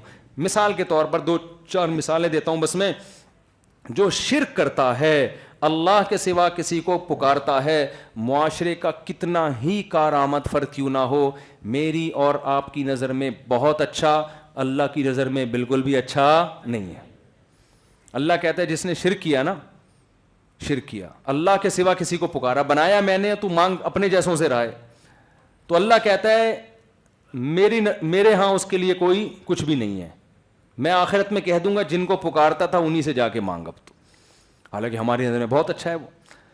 اللہ کی نظر میں جو اسلام کے علاوہ کسی اور دین کو فالو کرتا ہے وہ بالکل بھی اچھا بولو نہیں ہے۔ اللہ کہتا ہے میں مانوں گا ہی نہیں، وَمَن يَبْتَغِ غَيْرَ الْإِسْلَامِ دِينًا فَلَن يَقْبَلَ مِنْهُ، قبول ہی نہیں ہوگا، میرا نظر میں اسلام ہے۔ انگریزوں کے ہاں ہومو سیکشولیٹی اب بری چیز نہیں رہی ہے۔ میں اکثر لوگوں کو کہتا ہوں، ہمارے ایک دوست ہیں بہت کہتے ہیں یورپ جاؤں گا میں، یار بڑی آزادی ہے اور ہیومن رائٹس، میں نے کہا بھائی جان اب بڑا خطرناک ہو گیا معاملہ، ایسا نہ ہو آپ کا بیٹا جوان ہو وسیم سے شادی کر لے، ہاں آپ شادی کی فکر کر رہے ہو، وہ بہو وسیم کو بنا کے لے آئے، ان کے ہاں اب یہ چیز بری، اور آپ کا بیٹا بھی کسی کا داماد بننے کے بجائے بہو بن جائے، کیا خیال ہے بھائی؟ ان کے ہاں یہ چیز بری بولو نا نہیں ہے، کہتے ہیں اس میں کیا ہے یار، وہ بھی راضی یہ بھی راضی، تو یہ مولویوں کے پیٹ میں کیوں تکلیف ہو رہی ہے، یہ مذہبی لوگوں کے پیٹ میں کیوں تکلیف ہو رہی ہے؟ وہ کہہ رہے ہیں جب کسی کا دل نہیں دکھاؤ بس، وہ کیا کہتے ہیں کسی کا دل نہیں، جو دل توڑے گا وہ برا ہے، جو دل جوڑے گا وہ کیا ہے۔ اللہ کیا کہتا ہے، دین جوڑو، پہلے 100 لوگوں کے دل ٹوٹے، اللہ سے رشتہ نہیں ٹوٹنا چاہیے، پہلے اللہ ہے بعد میں مخلوق ہے۔ آپ نے یہ نعرہ اکثر لبرل لوگوں سے سنا ہوگا بہت دفعہ، یہ نعرہ کہ پہلے انسانیت کا رشتہ ہے اس کے بعد مذہب کا، بہت اچھا ہے۔ اصل میں اسلام کیا کہتا ہے، پہلے انسانوں کو بنانے والے اور انسان کا رشتہ، خالق اور مخلوق کا رشتہ پہلے ہے جس نے بنایا، اس کے بعد انسانوں کا آپس میں رشتہ ہے۔ سمجھ میں آ رہی ہے بات کہ نہیں آ رہی؟ آپ خالق کو تو اپنی ڈکشنری سے ہی نکال رہے ہو، جس نے جو بنانے والا ہے۔ لبرل لوگ جو ہمارے لبرل طبقہ ہے نا، وہ خدا کی تو بات ہی نہیں کرتا، کہتے ہیں انسانیت۔ بھائی پہلے خالق مخلوق، خالق کہتا ہے 100 بار لوگوں کا دل ٹوٹ جائے، آپ نے خدا کی ناراضی میں لوگوں کے دل کو جوڑنے کی کوشش نہیں کرنی۔ خواتین لڑکیاں فون کرتی ہیں، ہمارا بوائے فرینڈ تھا، ہم نے تعلق ختم کر دیا، ہم نے پردہ کر لیا، وہ دل ٹوٹ گیا، وہ خودکشی کی دھمکیاں دے رہا ہے، کسی کا دل دکھانے کا میں گناہ تو نہیں ملے گا؟ اگر وہ خودکشی کر لے گناہ تو نہیں ملے گا؟ میں ان سے کہتا ہوں اسے فون کر کے کہہ دو کہ جس کھمبے سے تو نے چپکنا ہے چپک لے، تجھے نہیں مل رہا تو مفتی صاحب ہیں، وہ ان کو 2-3 کھمبے معلوم ہیں، وہ تجھے خود بتا دیں گے، وہ بتا دیں گے، وہ بہت بہترین بجلی ہے اس میں، دور سے بھی چپک جائے گا تو۔ وہاں جا کے کراچی کے کھمبوں میں یہ فیسلٹی الحمدللہ ہے کہ گلے ملنے کی ضرورت نہیں ہے، برسات کے مہینے میں آپ کھمبے کے تھوڑا سا قریب آئیں وہ خود آ کے گلے ملے گا آپ سے، حقیقت ہے۔ بارشوں میں ہوتا ہے کہ نہیں ہوتا؟ کھمبے خود آ کے گلے مل رہے ہوتے ہیں آپ سے، تو وہ خواتین کہتی ہیں وہ بیچارہ رو رہا ہے، وہ ناراض ہو رہا ہے۔ بھائی 100 بار ایسے آدمی کا دل توڑو، عورت کا محبت کا رشتہ صرف شوہر سے ہے، بوائے فرینڈ یا منگیتر سے نہیں ہے، اور آپ عورت سے ریلیشن بیوی بنا کے کر سکتے ہو، اس کے علاوہ کوئی ریلیشن خدا کی نظر میں الاؤ نہیں ہے۔ قرآن بار بار کہہ رہے ہیں وَلَا مُتَّخِذَاتِ أَخْدَانٍ، قرآن کہہ رہے ہیں اخدان کہتے ہی گرل فرینڈ کو ہیں، گرل فرینڈ بنانے کی اجازت نہیں ہے، بار بار قرآن کہہ رہے، اور آپ نے اس رشتے کو لیگل کر دیا۔ اور اس سے بڑا جرم لڑکوں سے بدفعلی، جس کو آج یورپ میں الاؤ کر دیا ہے۔ قرآن بار بار لوط علیہ السلام کی قوم کی مثال دیتا ہے کہ اتنا غضب آیا مجھے اس قوم پہ جو لڑکوں سے بدفعلی کرتی تھی، جعلنا عالیہا سافلہا، ہم نے زمین کے اوپر کو نیچے کر دیا اوندا کر کے، ایسا پٹخ کے مارا ہے اللہ نے، اتنا غضب آتا ہے اللہ کو اس عمل سے۔ لوط علیہ السلام اپنی قوم کو سمجھا رہے ہیں وَتَذَرُونَ مَا خَلَقَ لَكُمْ رَبُّكُمْ، خدا نے تمہارے لیے جس عورت کو بنایا ہے یہ تو نیچر ہے، اس کو چھوڑ کے مردوں کی طرف کیوں جاتے ہو؟ لیکن آج کیا دنیا کیا ہے، میرا پرسنل ہے، میرا رائٹ ہے، میں جو مرضی کروں۔ یہ ایسا ہی ہے، آپ کو پروجیکٹ دے کے بھیجا تھا اور آپ کباب پراٹھوں میں مشغول ہو گئے، ایسا نہیں ہے بھائی، یہ چیزیں اللہ نے دی ہیں۔ تو قرآن کہتا ہے اچھا وہ جس کو میں کہوں گا اچھا، اور برا وہ جس کو میں، اللہ نکاح کو اچھا کہتے ہیں، آپ 4 کر لیں، اللہ برا نہیں کہے گا، سوسائٹی بری کہے گی۔ سوسائٹی کیا کہے گی, دیکھو مفتی صاحب 4 شادیوں کی باتیں کرتے رہتے ہیں, 4 شادیاں, اور یہ وہ فلاں مولانا ملے نے 4 کر لی, اس طرح کی لوگ باتیں کر رہے ہوتے ہیں. مولویوں کا کام ہی یہی ہے. میں کہتا ہوں سارا دن یہی کام ہو مولویوں کا, اللہ کو پھر بھی تکلیف نہیں ہو رہی ہے معاذ اللہ, یعنی اللہ کو پھر بھی اس سے نفرت نہیں ہے. جب بخاری میں حضرت سلیمان علیہ السلام کی 100 بیویوں کا تذکرہ ہے تو 4 تو کچھ بھی نہیں بنتا وہ یار. سلیمان علیہ السلام کی اللہ اتنی تعریفیں کرتا ہے قرآن میں, اتنی تعریفیں, نعم العبد, کیا خوب بندے تھے. بخاری میں 100 بیویاں تھیں. اس کا مطلب بیویاں رکھنے میں اللہ کو کوئی نفرت. ہاں ہماری شریعت نے 4 سے زیادہ پر پابندی اس لیے لگا دی کہ یہ پھر مالدار لوگ جب 100 رکھیں گے تو یہ غریب پہ تو ڈیفنس والے 100 رکھ لیں گے, وہ بیچارہ اورنگی ٹاؤن والا کہاں جائے گا. وہ لڑکیاں تو مارکیٹ سے کیا ہو جائیں گی, شارٹ. تو ایک حکمت ہے کہ بھائی ورنہ زیادہ شادیاں اللہ کو اس میں کوئی مسئلہ نہیں ہے. ہمارے نبی کو تو اللہ نے کہا آپ 4 سے بھی زیادہ کریں. ایک ٹائم پہ 9 بیویاں رکھی. سلیمان علیہ السلام نے موسیٰ علیہ السلام, موسیٰ کلیم اللہ جو بار بار کوہ طور پہ جا کے اللہ ہم کلام ہو رہا ہے, اصطفیتک علی الناس, اے موسیٰ میں نے تجھے لوگوں میں سلیکٹ کر لیا ہے, میں نے تجھے اپنا محبوب بنا لیا ہے. وقربناہ نجیا, اللہ کہتے ہیں موسیٰ کو میں نے قریب لا کے موسیٰ سے سرگوشیاں کی ہیں, جیسے محبوب سے بات کرتا ہے. اور بیویاں 4 رکھی موسیٰ علیہ السلام نے. اس کا مطلب بھائی یہ شادی سے جو ہمیں ایک دم الرجی ہو جاتی ہے نا, اس نے 2 کیوں کی, اس نے 3 کیوں کی, اس نے 50 سال کا تھا 18 سال سے کیوں کی, یہ ہماری اپنی نفسیاتی کوئی فالٹ ہے ہمارے اندر. یہ اللہ کی نظر میں برا عمل. دیکھو ایک 50 سال کا آدمی 16 سال کی سے کر رہا ہے تو 16 سال والی کی تکلیف تو سمجھ میں آتی ہے کہ بھائی تم کیوں مجھ سے, تم میری عمر کے میرے ابا کے برابر میں نہیں کر رہی. وہ اس کو اللہ نے نہیں کہا کہ آپ لازمی کرو اس سے. اللہ نے کہا کہ کوئی 18 سال کی لڑکی کو 60 سالہ بزرگ پیغام بھیجیں, وہ 18 سالہ لڑکی کرے, ہاں وہ کہہ سکتی ہے میں نہیں کر رہی, بھائی میں کسی ینگ سے کروں گی. سمجھ میں آ رہی ہے بات. وہ کہ میں نہیں کر رہی, اس کو حق ہے. لیکن اگر وہ کر رہی ہے, اس کا ابا بھی راضی, اس کی بہن بھی راضی, اس کی اماں بھی راضی, پڑوسیوں کو تکلیف ہو رہی ہے, اس کا مطلب فالٹ کس میں ہے, پڑوسیوں میں. بھائی وہ جب دونوں ان کے کوئی مفاد ہوں گے درجنوں نکاح میں. جیسے ہمارے نبی نے جو امی عائشہ سے نکاح کیا, 9 سال کی عمر میں رخصتی ہوئی ہے, تو حضرت ابو بکر نے صرف عمر نہیں دیکھی, آپ نے دیکھا سید الانبیاء ہیں, آگے دین کا کام کریں گی, حدیثیں امت کو سنائیں گی, یہ بھی تو بہت بڑا مفاد تھا نا. تو یہ آج بھی ہو سکتا ہے. تو اللہ کو میرے بھائی نکاح سے اللہ کی نظر میں آپ 4 سے زیادہ نہیں کر سکتے ایک ٹائم پہ. اتنا ایسا نہ ہو کہ آپ لوگ فری ہو جائیں. میں گیا تو پتہ چلا کہ وہ لائن لگ گئی. سلیمان علیہ السلام اتنے پیارے پیغمبر, بار بار قرآن مثال دے رہا ہے اور بتا کیا رہا ہے, حدیث کیا بتا رہی, کتنی بیویاں, 100. آدمی حیران ہوتا ہے یار اتنے اچھے تھے تو اتنی بیویاں کیوں رکھی ہوئی. اس کا مطلب اچھا ہونے میں یہ چیز رکاوٹ نہیں, جتنی مرضی رکھ لو. اس امت میں پابندی لگا دی, بھائی 4 سے زیادہ میں پرابلم کس کے لیے ہو جائے گی, غریبوں کے لیے پرابلم ہو جائے گی, ٹھیک ہے نا. جیسے چائنا میں کروڑوں مرد ایسے ہیں, انہوں نے نسلیں روک روک کے عورتوں کی نسل ہی ختم کر دی ہے. کروڑوں مرد ایسے ہیں جو قیامت تک شادی کر ہی نہیں سکتے, کیونکہ وہ اتنی عورتیں ہی نہیں ہیں وہاں پہ. عورتوں کی نسل گھٹا دی نا چائنیز نے, 2 بچے ہی اچھے. تو اس کا نتیجہ یہ نکلا کہ جس کے بیٹی پیدا ہو گئی اس نے بیٹے کی لالچ میں کنبا بڑھایا, اور جس کے بیٹا پیدا ہو گیا تو وہ اب بیٹی پیدا ہی نہیں ہونے دے رہا. تو گروتھ ریشو جو نیچرل, جب خدا کے کاموں میں ٹانگ اڑاؤ گے تو یہ تو ہوگا نا پھر. تو گروتھ ریشو نیچرل نہیں رہا, اب لڑکیاں مارکیٹ سے شارٹ اور مرد آتے جا رہے ہیں. وہ چینگ پونگ کر رہے ہیں یار, ہمارا کوئی رشتہ نہیں مل رہا ہے. چاں چاں پوں پوں پیں پیں کر رہے ہیں. وہ ایک چائنیز جو تھا نا بیمار تھا, اس کا پاکستانی دوست اس سے ملنے کے لیے گیا, اس کے آکسیجن لگی ہوئی تھی چائنیز کے. تو یہ ملنے کے لیے گیا, جیسے ہی قریب کھڑا ہوا ہے تو وہ چائنیز چیخنے لگا, چاں چیں پاں چیں پاں چیں کاں کاں کا کہتے ہوئے مر گیا. اب یہ پاکستانی ڈیفینس کا ہوگا کوئی, اس نے کہا یار یہ میرا چائنیز دوست آخری وقت میں کچھ الفاظ بول کے گیا ہے, یہ کچھ وصیت کی ہے, اس الفاظ کو اس نے دماغ میں محفوظ کر لیا. اس نے کہا میں اس کا ترجمہ معلوم کرواؤں گا. چائنا گیا, لینگویج سینٹر گیا, یار یہ چاں چیں پوں پاں چیں اس کا مطلب بتاؤ کیا ہے. انہوں نے کہا اردو میں ترجمہ کرو. انہوں نے کہا اس کا مطلب ہے الو کے پٹھے, آکسیجن کے پائپ سے پاؤں ہٹا.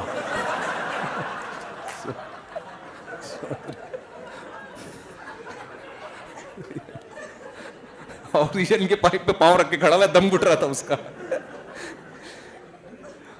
تو چائنیز جو ہے نا وہ کیا کر رہے ہیں, لڑکیاں کیا ہو گئیں, ختم. آج ہی کی رپورٹ ہے, کروڑوں مرد چائنا میں ایسے. تو اللہ نے 4 تک کر دیا کہ بھائی ورنہ اتنی عورتیں تھوڑی پیدا ہوتی ہیں. تو لیکن اللہ کی نظر میں نکاح کی کثرت بشرطے کہ ان کے حقوق پراپر ادا کرو یہ عمل برا نہیں بلکہ پیغمبروں کی سنت. ابراہیم علیہ السلام اللہ کے خلیل, 2 بیویوں کا تذکرہ تو قرآن میں ملتا ہے. اب کی کتنی ہمیں نہیں پتا. یہ پتہ نہیں کہاں سے ہندوؤں کا ایک عجیب مصیبت ہمارے معاشرے میں ہندوؤں کے ساتھ رہ کے مسلط ہو گئی.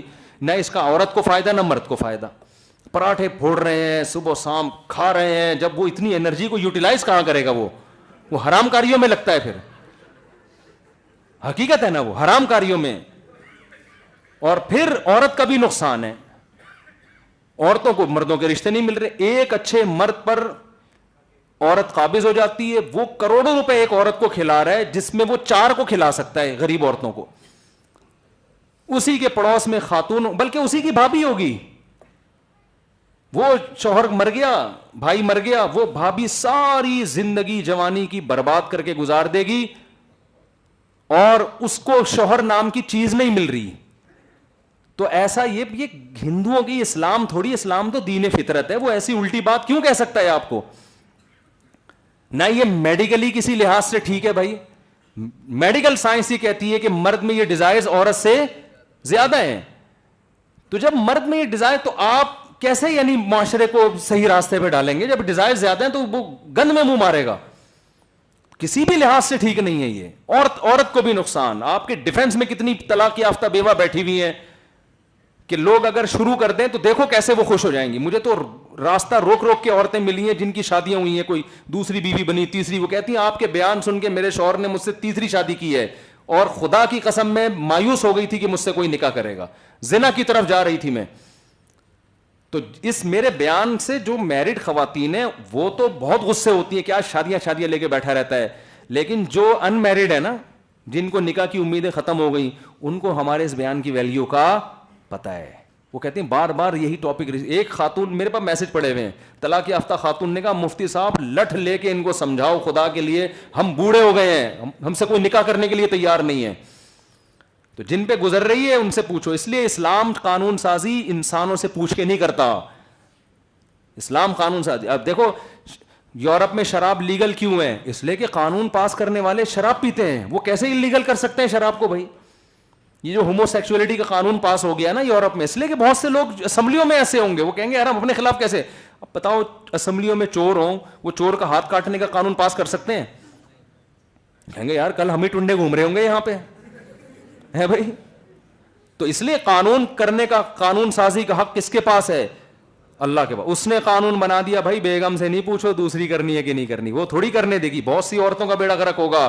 اللہ نے کہا ہاں میری طرف سے ایک شرط ہے کہ جتنے اس کے حقوق ہیں اتنے ہی دوسری کے, نہ اس کے بعد اس کو اگنور کرنا ہے نہ اس کے بعد اس کو اگنور کرنا ہے, برابری کرنا ہے, دونوں کے حقوق ادا کرنے ہیں. تو یہ اللہ نے قانون بتا دیا. بس اتنا ہی اللہ سے ہمیں پوچھنے کی ضرورت ہے. اس سے زیادہ سوسائٹی کو لفٹ کرانے کی ضرورت نہیں ہے. سوسائٹی سے نہیں پوچھو, سوسائٹی تھوڑی کرنے دے گی تمہیں یار. تو خیر, تو اللہ نے بتا دیا اچھا کیا ہے اور برا کیا. تو جو اللہ نے اچھا کہا ہماری نظر میں وہی اچھا ہے, جس کو اللہ نے برا کہا ہماری نظر میں وہ برا. انگریز کہتا ہے ٹینشن میں آپ چھٹے مٹے لگا لیں کوئی مسئلہ نہیں ہے. اللہ کیا کہتا ہے؟ نا نا نا نا, ٹینشن میں آپ سو جاؤ میرے بھائی, آپ کو نشہ کرنے کی اجازت, جتنی بھی ٹینشن ہو شراب پینے کی اجازت نہیں ہے. یعقوب علیہ السلام کی تو ساری زندگی ٹینشنوں میں گزر گئی, روتے روتے نابینا ہو گئے. معاذ اللہ نقل کفر, کسی ڈرگس کسی نشے کی طرف نہیں گئے. صبر صبر صبر جمیل صبر جمیل, بار بار کیا کہتے رہے؟ اس کا بدلہ اللہ مجھے آخرت میں دے گا. تو ٹینشن کا علاج اللہ نے یہ بتایا ہے کہ صبر کرو, اس پریشانی پر آخرت میں اجر. سگریٹ نشے اور چرس کی طرف نہیں جانا ٹینشن میں, سمجھ رہے ہو نا؟